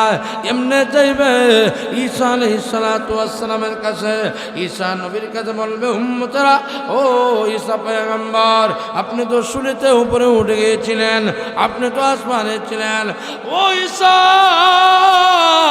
আপনি মহান আল্লাহর কাছে একটু সুপারিশ করেন না। ঈসা পয়গম্বর ডাকতে বলবে, উম্মতেরা রে, আমাকে কিন্তু আমার নাসারারা কিন্তু বলতো কি, ওয়াকালাতুল ইয়াহুদ উযাইরুন ইবনুল্লাহ, উযাইর আল্লাহর পুত্র। আর খ্রিস্টানরা বলতো আমি আল্লাহর পুত্র। এই কথা কেন বলতো? এই কথার কারণে যদি হাসরের মাঠে আমাকে জিজ্ঞাসা করা হয় তোমাকে কেন আমি আল্লাহর পুত্র বলা হইতো, তাহলে আমি জবাব কি দেব? আর সুপারিশ করার পারমিশন কোন পয়গম্বরের হবে না। এই মুহূর্তে তোমরা হায়াতুন নবী, দু জাহানের সর্দার সাইয়্যিদুল মুরসালিন খাতমুল আম্বিয়া মুহাম্মাদুর রাসূলুল্লাহ সাল্লাল্লাহু আলাইহি সাল্লামের কাছে চলে যাও। এমনিতে আল্লাহর নবীর কাছে সমস্ত আসরবাসীরা যাবে, যাইয়া বলবে, ইয়া রাসূলুল্লাহ, ইয়া হাবিবাল্লাহ, ওগো আল্লাহর নবী, সমস্ত নবীদের কাছ থেকে আমরা ফিরে আসলাম, নৈরাশ হয়ে গেলাম। আল্লাহর নবী গো, এই মুহূর্তে আপনি আল্লাহর কাছে একটু সুপারিশ করেন। আল্লাহর নবী, বিশ্ব নবী রাহমাতুল লিল আলামিন বলবে, উম্মতেরা রে, আজ একমাত্র সুপারিশ করার পারমিশন আমি বিশ্ব নবীকে মহান আল্লাহ দিয়েছে। আল্লাহর নবী, বিশ্ব নবী রাহমাতুল লিল আলামিন আল্লাহর কাছে সুপারিশ করবে, আল্লাহুম্মা উম্মতি, আল্লাহুম্মা উম্মতি, আল্লাহুম্মা উম্মতি। এইভাবে কাঁদতে থাকবে যতক্ষণ পর্যন্ত সমস্ত উম্মত জান্নাতের গেট পাস না হবে, ততক্ষণ পর্যন্ত আল্লাহর নবী জান্নাতে যাবে না। তাহলে সুপারিশ করার পারমিশন আল্লাহ যাকে দিবে সেও সুপারিশ করব। এখন দেখবেন কিছু বন্ডরা আছে, আমার কাছে বয়ে তাও বেহেশতে চলে যাইবা, মুরিদে বাড়িতে কি করে না করে তার সব খবর অনলাইনে চলে আসে, আমার খানের ভিতরে আসে। আমি রাসূল সাল্লাল্লাহু আলাইহি ওয়াসাল্লামের মেয়েকে বিয়ে শাদী করেছি, আস্তে আস্তে আল্লাহর কাছে আমি ফোন করছিলাম, আল্লাহ এখন বড় ব্যস্ত আছে। হাজরে কান, এই সমস্ত ভণ্ড আসেনি, আওয়াজ দিতে পারবেন নি। যেই ভণ্ডরা বলে নবীর মেয়ে ফাতিমার সাথে তার বিয়ে হয়েছে, অনলাইনে কথা বলেছে, আল্লাহ এখন ব্যস্ত, ওই সমস্ত ভণ্ডের জায়গা বাংলাদেশ হতে পারে না। আওয়াজ দিয়ে বলেন ঠিক না বেঠিক? আরো জোরে বলেন ঠিক না বেঠিক? আমাদের বাংলাদেশে যত ভণ্ড আছে, যত মুশরিক আছে, ওই সমস্ত ভণ্ডপীরদেরকে বাংলাদেশ থেকে খেদাও করতে হবে। কে কে রাজি আছেন? স্লোগানের মাধ্যমে আওয়াজ দিয়ে বলেন কে কে রাজি আছেন, হাত তুলেন, তাকবীর দেন, তাকবীর দেন।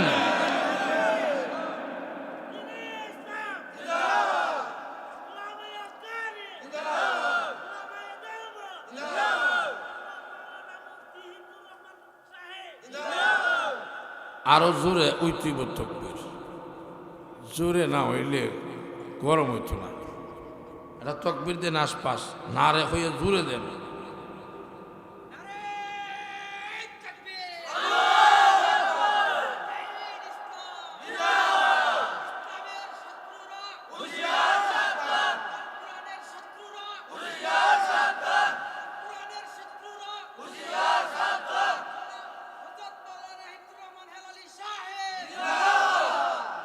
মোটামুটি গরম হয়েছে, ঠিক না ভাই? ঠিক।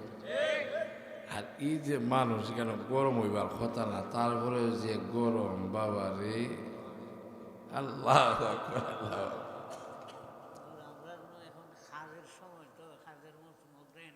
জি জি জি জি, হ্যাঁ ঠিক আছে মখতুম সাহেব, আপনি তো ফাঁসারগাঁও আনসারি সাহেব নাকি? আচ্ছা আচ্ছা আচ্ছা, একবারে শর্টকাট শেষ। মাশাআল্লাহ। তো আমি বলছিলাম লাহু মা ফিস সামাওয়াতি ওয়া মা ফিল আরদ মান যাল্লাযী ইয়াশফাউ ইনদাহু ইল্লা বিইজনি। কি হইল যে তার অনুমতি ছাড়া কে সুপারিশ করতে পারে?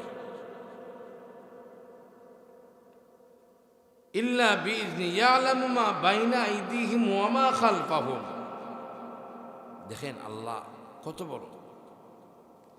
এই 7 জমিনের নিচে কি হয় সেটাও আল্লাহ দেখেন, 7 আসমানে কি হয় সেটাও দেখেন, আরশে কি হয় সেটাও দেখেন, কুরসিতে কি হয় সেটাও দেখেন, সব কিছু কিতা করেন।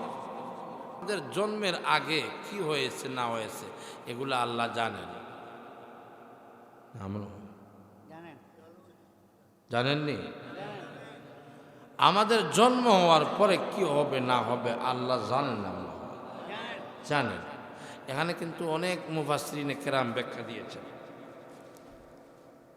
কেউ বলেছেন ইয়ালামু মা বাইনা আইদিহিম, আইদিহিমের ব্যাখ্যা হইল অগ্র মানে আগে,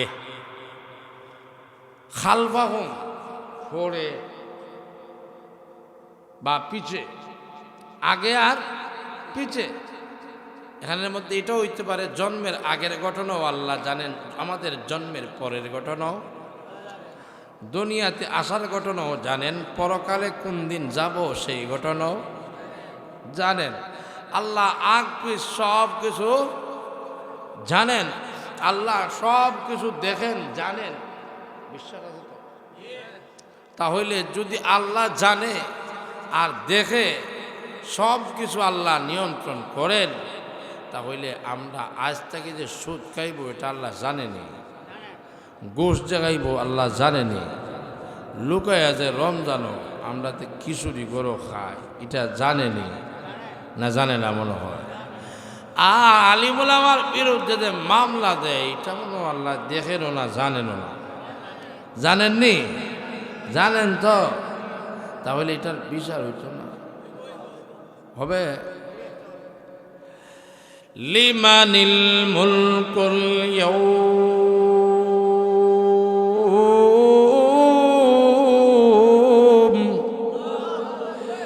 লিল্লাহিল ওয়াহিদিল কাহ্হার।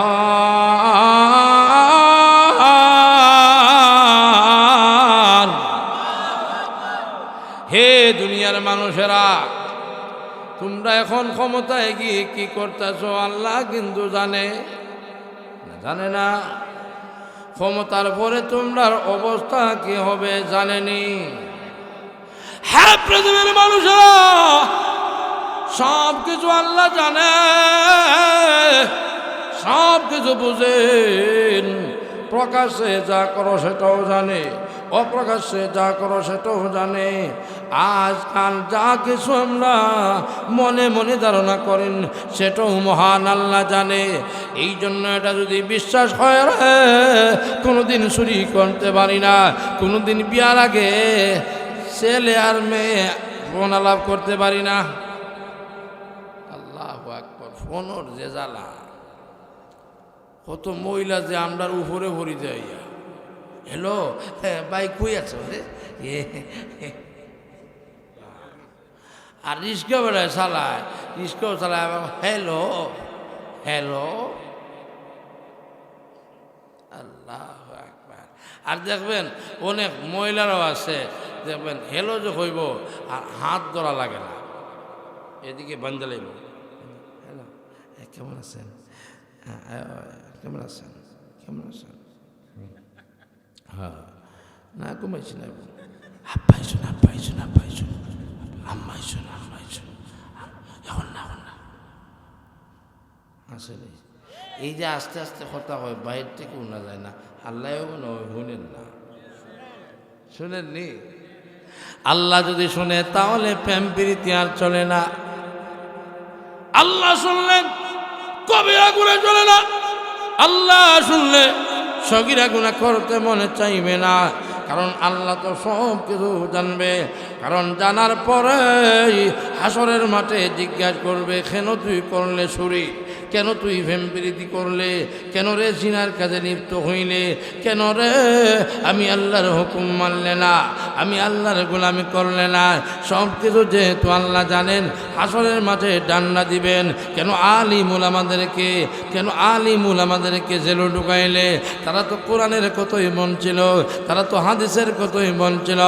সব কিছু আমি আল্লাহ জানি। যাই দিনের মালিক একমাত্র আমি আল্লাহ, পৃথিবীর কোনো মালিক হতে পারে না। সেই দিন একমাত্র মালিক থাকবো আমি, আর আমি থাকবো কাহার রে।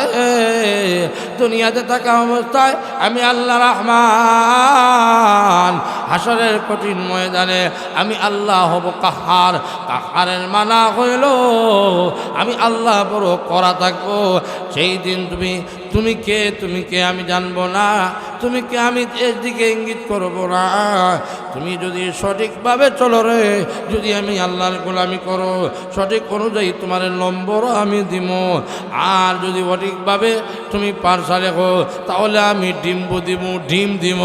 তখন ডিম লইয়া জাহান্নামে গিয়া ডিম খাইবা। ঠিক না বেটি?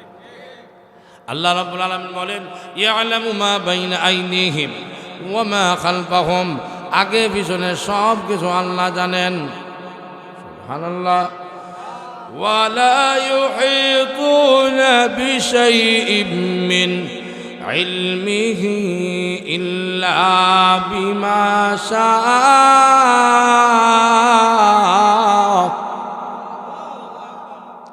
আল্লাহ রাব্বুল আলামিন বলেন, ওয়ালা ইউহিতুনা বিশাইইম মিন ইলমিহি, তার ইলমের কিছুই কেউ আয়ত্ত করতে পারে না। আল্লাহর যে ইলম আছে, আল্লাহর যে জানা আছে, আল্লাহ যে সব জানেন। দুনিয়ার মানুষ কি সব জানে?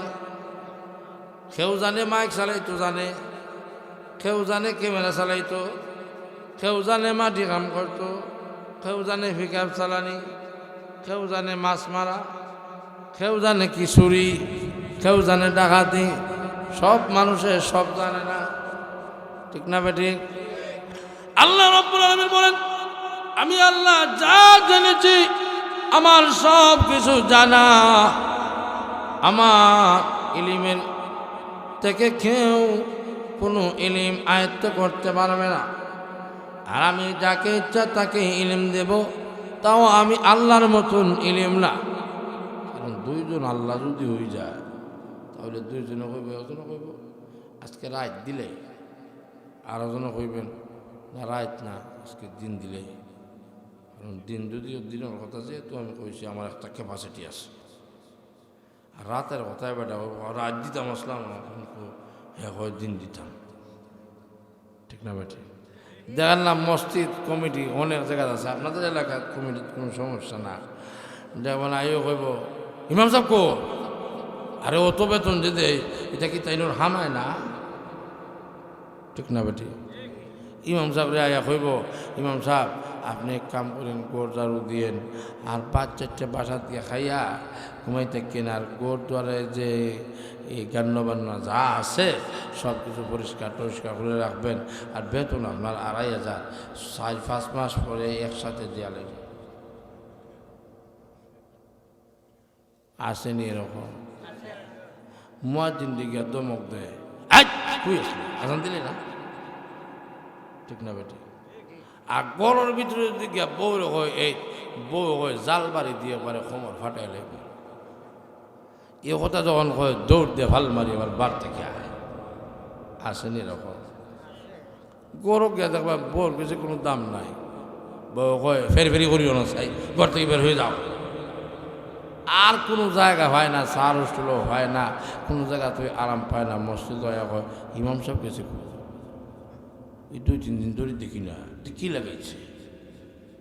আর যদি মসজিদের জন্য বলেন একটা মোমবাতি দেন, বলে ফগটে তো আনছি না, বাড়িতে রয়েছে। মসজিদও 1 টাকা দিতে চায় না, কিন্তু তার বুঝদারির ঠেলায় আস্থা মসজিদ ভাঙ্গি ফেলাই দেয়। আর কান মসজিদও ইমাম সাহেব মুয়াজ্জিন সাহেব ফজরের নামাজ আইলেন কি না সেটা খবর লয়, সে কিন্তু আস্তা রাত নাক দেখাইয়া ঘুমাইতেছে, আছে না নাই? এই জন্য মসজিদের সভাপতি সেক্রেটারি দীক্ষা বানাইতে হবে, ঠিক না বেটি? নামাজি দীক্ষা, ফরেজগার দীক্ষা, সুদকুটি বা সভাপতি বানানো এটা গোসকুরকে একবার ওয়াজ করছে, তো নতুন ইন্টারভিউ দিয়ে মসজিদে গেছে, যাওয়ার পরে প্রথম দিনই আরম্ভ করছে সুদূর ওয়াজ। কি করছে? সুদূর ওয়াজ।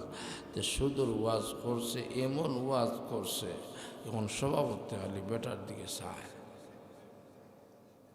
আর শুধু বেটার দিকে ইমাম সাহেবের দিকে চায় না, শ্রোতাদের দিকেও চায়, দেখে শ্রোতারা সবাই তার দিকে চায়। এখন কয় বড় বিপদ হয়েছে, ইমাম সাহেব ওয়াজ করার পরে নামাজ শেষ করার পরে আজকে দৌড়। ইমাম সাহেব আপনি হুকুম দিন, আয়ু সুদের বিরুদ্ধে ওয়াজ করছেন, আর আমি তো সুদ খাই না, মাঝে মাঝে ইন্টারেস্ট দেয় মানুষে, ইন্টারেস্ট দেয়। এখন তুমি যখন সুদের ওয়াজ করছো, আজটা মসজিদের মানুষে আমার দিকে তাকাইয়া বসে, এরকম ইমাম সাহেব আমার পক্ষে সম্ভব না, আপনি আপনার ব্যবস্থা করেন। ইমাম সাহেব বিপদে আসছি, আচ্ছা যাক, আমি আর সুদের ওয়াজ করতাম না, যেহেতু তার উপরে পড়ি যায়। পরের দিন আরম্ভ করছে ঘুষের ওয়াজ, পরের সপ্তাহে আরম্ভ করছে কি ঘুষের ওয়াজ। আর সেক্রেটারি হইল পুলিশ। এখন যখন এক ঘুষের ওয়াজ করছে, সবাই পুলিশের দিকে খালি চায়, সব চায়। এখন নমাজ যখন শেষ, পুলিশ দেখলেন নি হুজুরে কি করলো রে। আমি যেহেতু পুলিশ, মাঝে মাঝে টাকা খাইয়া হয়তো কিছু লই সিগারেট খাওয়ার জন্য, আর উনি আর কোনো ওয়াজ পাইল না।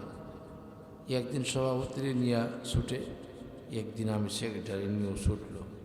হ্যাঁ, না, এটা একটা ব্যবস্থা নিতে হবে। নামাজ শেষ করার পরে সেক্রেটারি, হুজুর আপনার গত সপ্তাহেও সুদের বিরুদ্ধে ওয়াজ করছেন, সভাপতির লইয়া ছুটছেন, এখন সভাপতির দিকে সব চাওয়া শুরু করছে।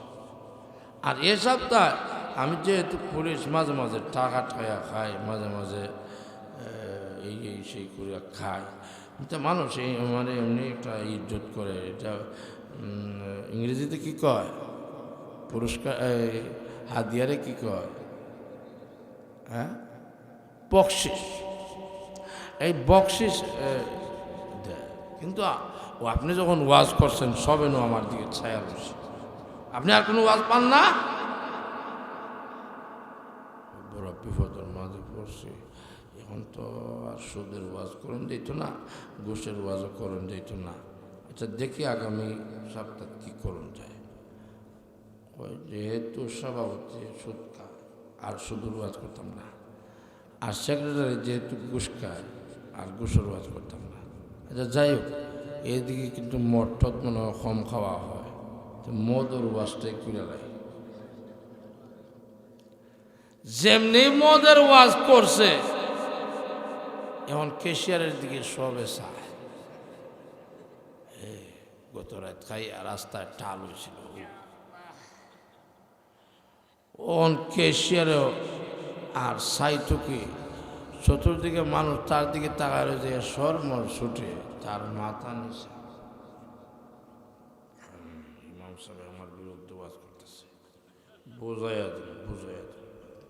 নামাজ শেষ করার পর হুজুর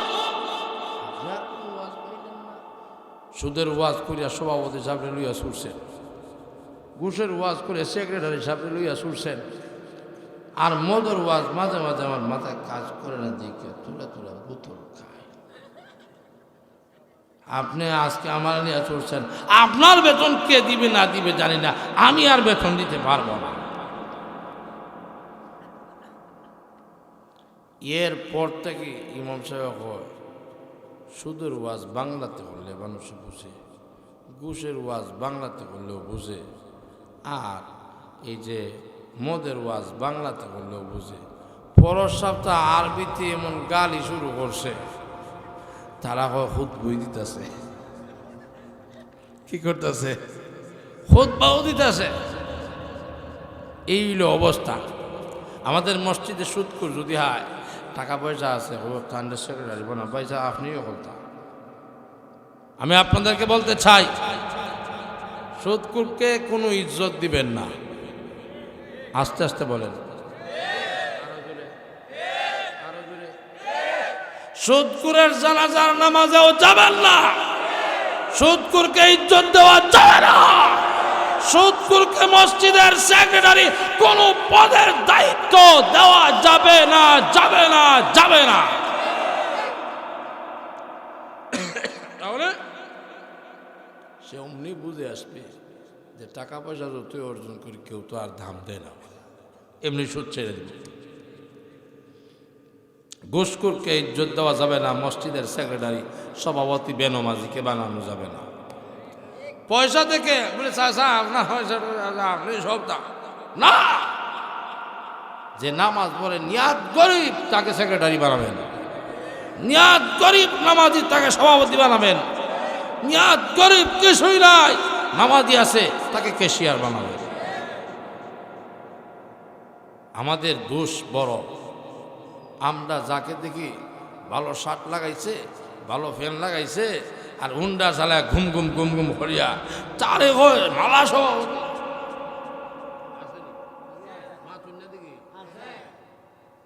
শেষ পর্যন্ত উলামায়ে কেরামদের সাথে বিয়াদবি করে। কারণ সে তো উলামায়ে কেরামদের সাথে তাকে নাই, মনে হচ্ছে উলামায়ে কেরাম মনে হয় তার দুলাভাই।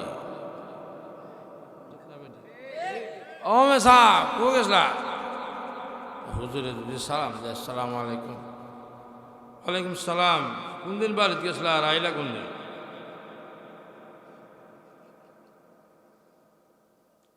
আলিমুলামারা তো শিখছে যে আসে মুখে কথা বলতে হয়। জি সেক্রেটারি সাহেব আসলাম, জি এইতে জি হয় মনে হচ্ছে মনে হয় মারাত্মক ভুল করছেন, এই জন্য নত হয়ে গেছে। ঠিক না ঠিক? এই জন্য মসজিদের দিকে লক্ষ্য রাখবেন। আল্লাহ বলেন ওয়ালা ইউহিতুনা বিশাইইম মিন ইলমিহি ইল্লা বিমা শা। আল্লাহ যাকে ইচ্ছা তাকে ইলম দান করেন, সবকে ইলম দান করেন না। ওমা উতিতুম মিনাল ইলমি ইল্লা কালিলা। তাফসীর কারক লিখেছেন এই তাফসীরুল কুরআন বিল কুরআন। আল্লাহ রাব্বুল আলামিন বলেন আমি আল্লাহ কি করি? ওমা উতিতুম মিনাল ইলমি, আমি তোমাদেরকে ইলম দান করি, প্রদান করি।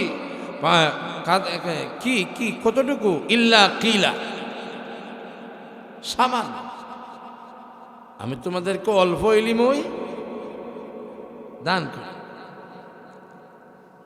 ওয়ালা ইউহিতুনা বিশাইইম মিন ইলমিহি ইল্লা বিমা শা ওয়াসি'a কুরসিয়্যুস সামাওয়াতি ওয়াল আরদ। আর কুরসির ব্যাখ্যা হইল, কুরসি কতটুকু আছে? আরশ বহনকারী ফেরেশতা আছে, কুরসি বহনকারী ফেরেশতা আছে। আরশ এবং কুরসির মধ্যে 70টা পর্দা আছে অন্ধকারের, আর 70টা পর্দা নূরের।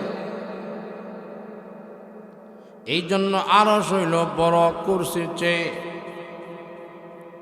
এখন যদি আপনারা প্রশ্ন করেন ওই পর্দা করা বড় কত হবে? বড় 500 বছরের পথ পুরু। তাফসীর কারক লেগেছেন এই যে পর্দা আরশ এবং কুরসির মধ্যে 70টা অন্ধকারের পর্দা, 70টা নূরের পর্দা। এক একটা পর্দা হবে 500 বছরের রাস্তা, 500 বছরের দূরত্ব। এত বড় পর্দা, এত বড় পর্দা। যদি এত বড় পর্দা না হইতো রে, আরশ বহনকারী ফেরেশতা আর কুরসি বহনকারী ফেরেশতার যদি এইভাবে পর্দা ছাড়া হইতো, তাহলে আরশ বহনকারী ফেরেশতাদের নূরের ঝলকে কুরসি বহনকারী ফেরেশতারা জ্বলিয়া ছাই হয়ে যাইত। এই জন্য আয়াতুল কুরসি যারা বেশি বেশি পড়বে, আয়াতুল কুরসি, এখানে কুরসি আসছে, কুরসি এটা হইল 2 পাওয়ালা, এটার 2টা ঠোঁট আছে, 2টা জিহ্বা আছে, সে কিন্তু আরশের সাথে মুখ লাগানো আছে। বান্দা বান্দি যখন আয়াতুল কুরসি তেলাওয়াত করে,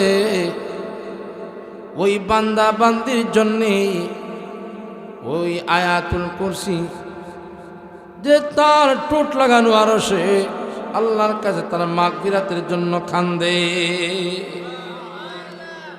ওয়াসিয়া কুরসিয়ুস সামাওয়াতি ওয়াল আরদ, কুরসিটা কিরকম হবে রে?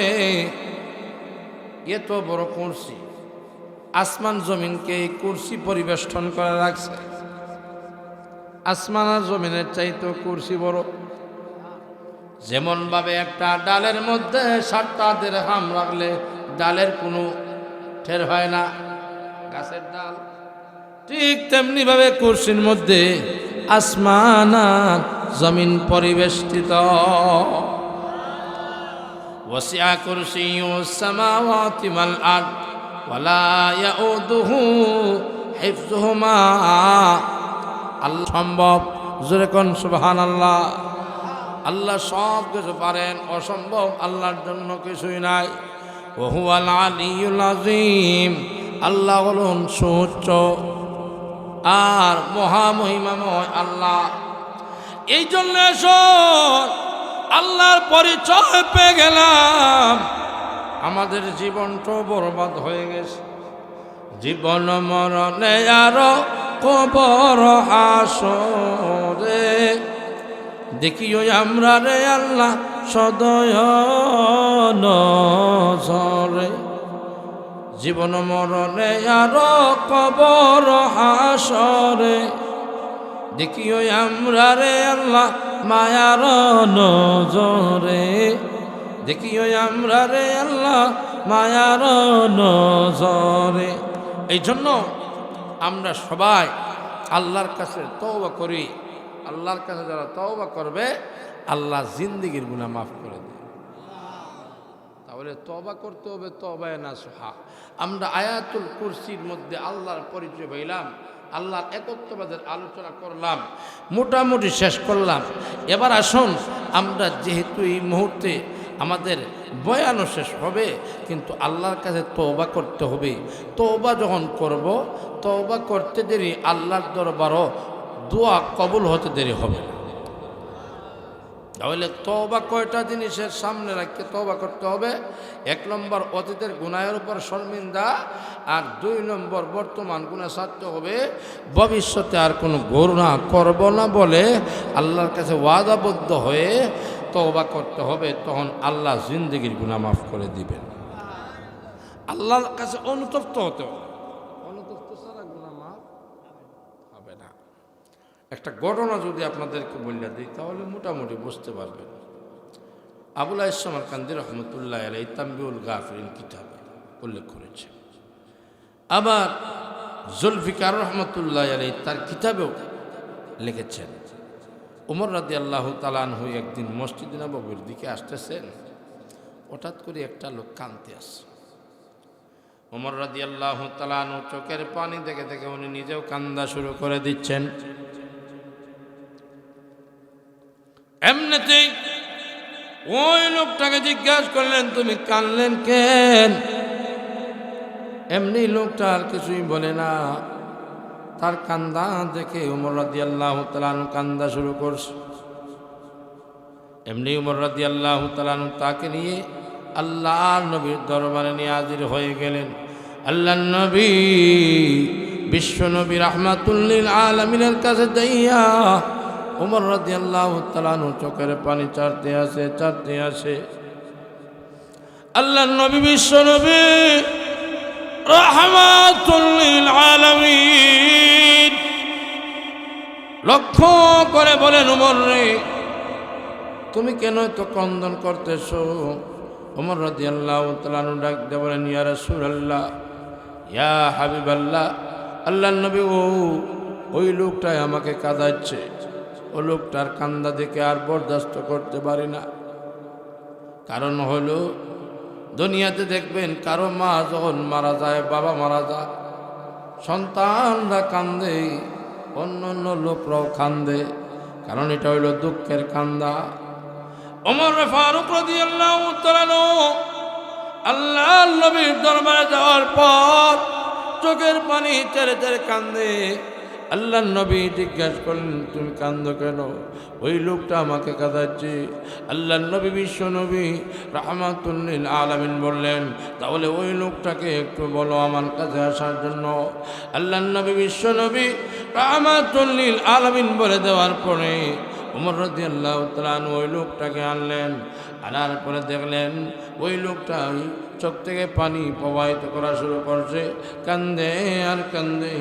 আল্লাহর নবী বিশ্ব নবী রাহমাতুল লিল আলামিন ডাক দিয়ে বলে, রে আল্লাহর বান্দা, কেন তুমি কান্দো, কেন কান্দো? এমনি যুবক ডাক দিয়ে বলে, ওগো আল্লাহর নবী, আসলে কিন্তু আমি একজন কাপন চোর, কাপন চুরি করি, কাপন চুরি করে আমার জীবিকা উপার্জন করি, আমার ঘর সংসার চলে। আমি কাপনগুলা কবর থেকে এনে ওই কাপন আমি বাজারে যাইয়া বিক্রি করি, বিক্রি করার পরে আমার ঘর পরিবার সংসার চলে। সেই ধারাবাহিকতায় আমি একজন আনসারি মহিলার কবর দেখলাম, ওই কবরটা খনন করা শুরু করলাম। খনন করার পরে ওই মহিলাকে পাইলাম, মহিলার শরীর থেকে আমি কাফন খুলে ফেললাম।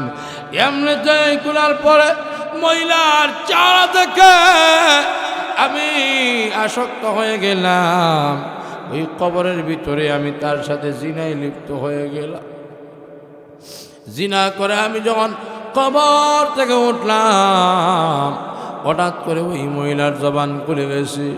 জবান খুলে যাওয়ার পরে মহিলা ডাক দে বলে, এ আল্লাহর বান্দা, আমাকে তুই উলঙ্গ করলে রে।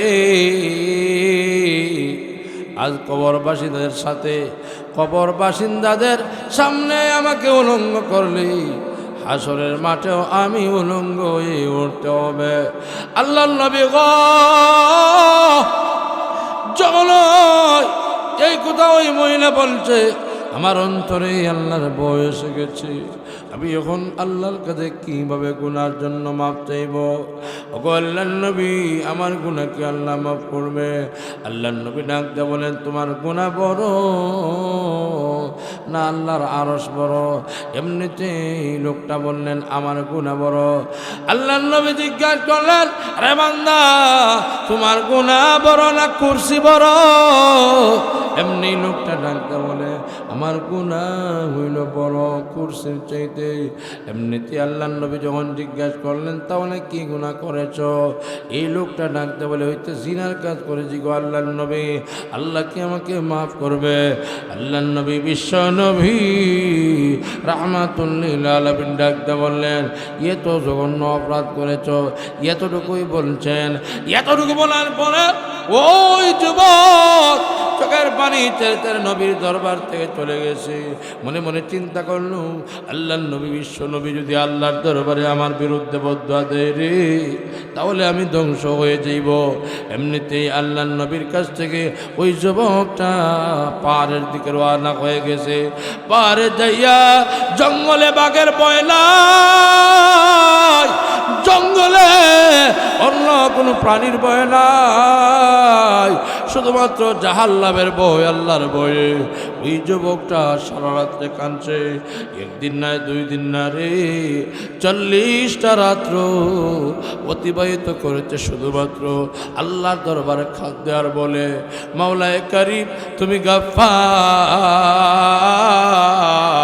আমি গুনাহগার, তুমি গাফফার, আমি গুনাহগার।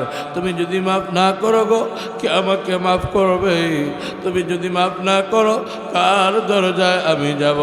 তুমি সারা কারো কাছে করি মুরুদান, তুমি বিনে কে বুঝিবে আমরা বেদন, তুমি বিনে কে বুঝিবে আমরা বেদন। এইভাবে আল্লাহর কাছে কাকুতি মিনতির সাথে কান্দা শুরু করে দিচ্ছে। এমনিতেই আল্লাহর রহমতের সাগরের ঢেউ খেলা শুরু হয়ে গেছে। আল্লাহ রাব্বুল আলামিন জিবরাইলকে পাঠাইয়া দিলেন, জিবরাইল রে, আমার হাবিবের দরবারে তুমি চলে যাও, আমার হাবিবকে বলো সারা মাখলুককে খাবার দেয়। আল্লাহর নবী জবাব দিলেন, সব মাখলুক আমাকে আল্লাহ খাবার দেয়। তাহলে মাখলুককে কে সৃষ্টি করছে? আল্লাহ সৃষ্টি করছে। এইভাবে আল্লাহ রাব্বুল আলামিন প্রশ্ন করে পাঠাইয়া দিয়েছেন। এই প্রশ্ন নবীকে বলবা, এই প্রশ্ন নবীকে করবা। নবীজি কি জবাব দেয়? জবাবের পরে তুমি বলবা 40টা রাত্র তার কান্দা আল্লাহর দরবারে কবুল হয়ে গেছে। নবী যেন ঘোষণা দেয়, তার অনুতপ্ত জীবনের গুনাহের উপর অনুতপ্ত হওয়ার কারণে আমি আল্লাহ তার গুনাহ মাফ করে ওলিয়া উলিয়াদের দপ্তরে তার নাম তুলে দিলাম। এই জন্য আল্লাহর কাছে তওবা করার দরকার আছে নাই? আমরা আল্লাহর কাছে তওবা করব এবং শেষ মুনাজাত দিব। আর তো রাত্রে অনেক হয়ে গেছি, কারণ সোনার ঘাট কয় ঘন্টা হয়েছে আল্লাহ জানে। 10টা ধরছিলাম, 10টা দিয়ে 11, ইয়া আল্লাহ, এখন মিশিং করবো আজ গেছি নেত্রকোনা ময়মনসিং 2 ঘন্টা 3 ঘন্টা ফোন লাগে। আল্লাহ আকবার। যাই হোক, আর কর্তৃপক্ষ কেউ আসেননি? কে আছেন? আর কেউ নাই, সব ঘুমো। আল্লাহ আকবার। তাহলে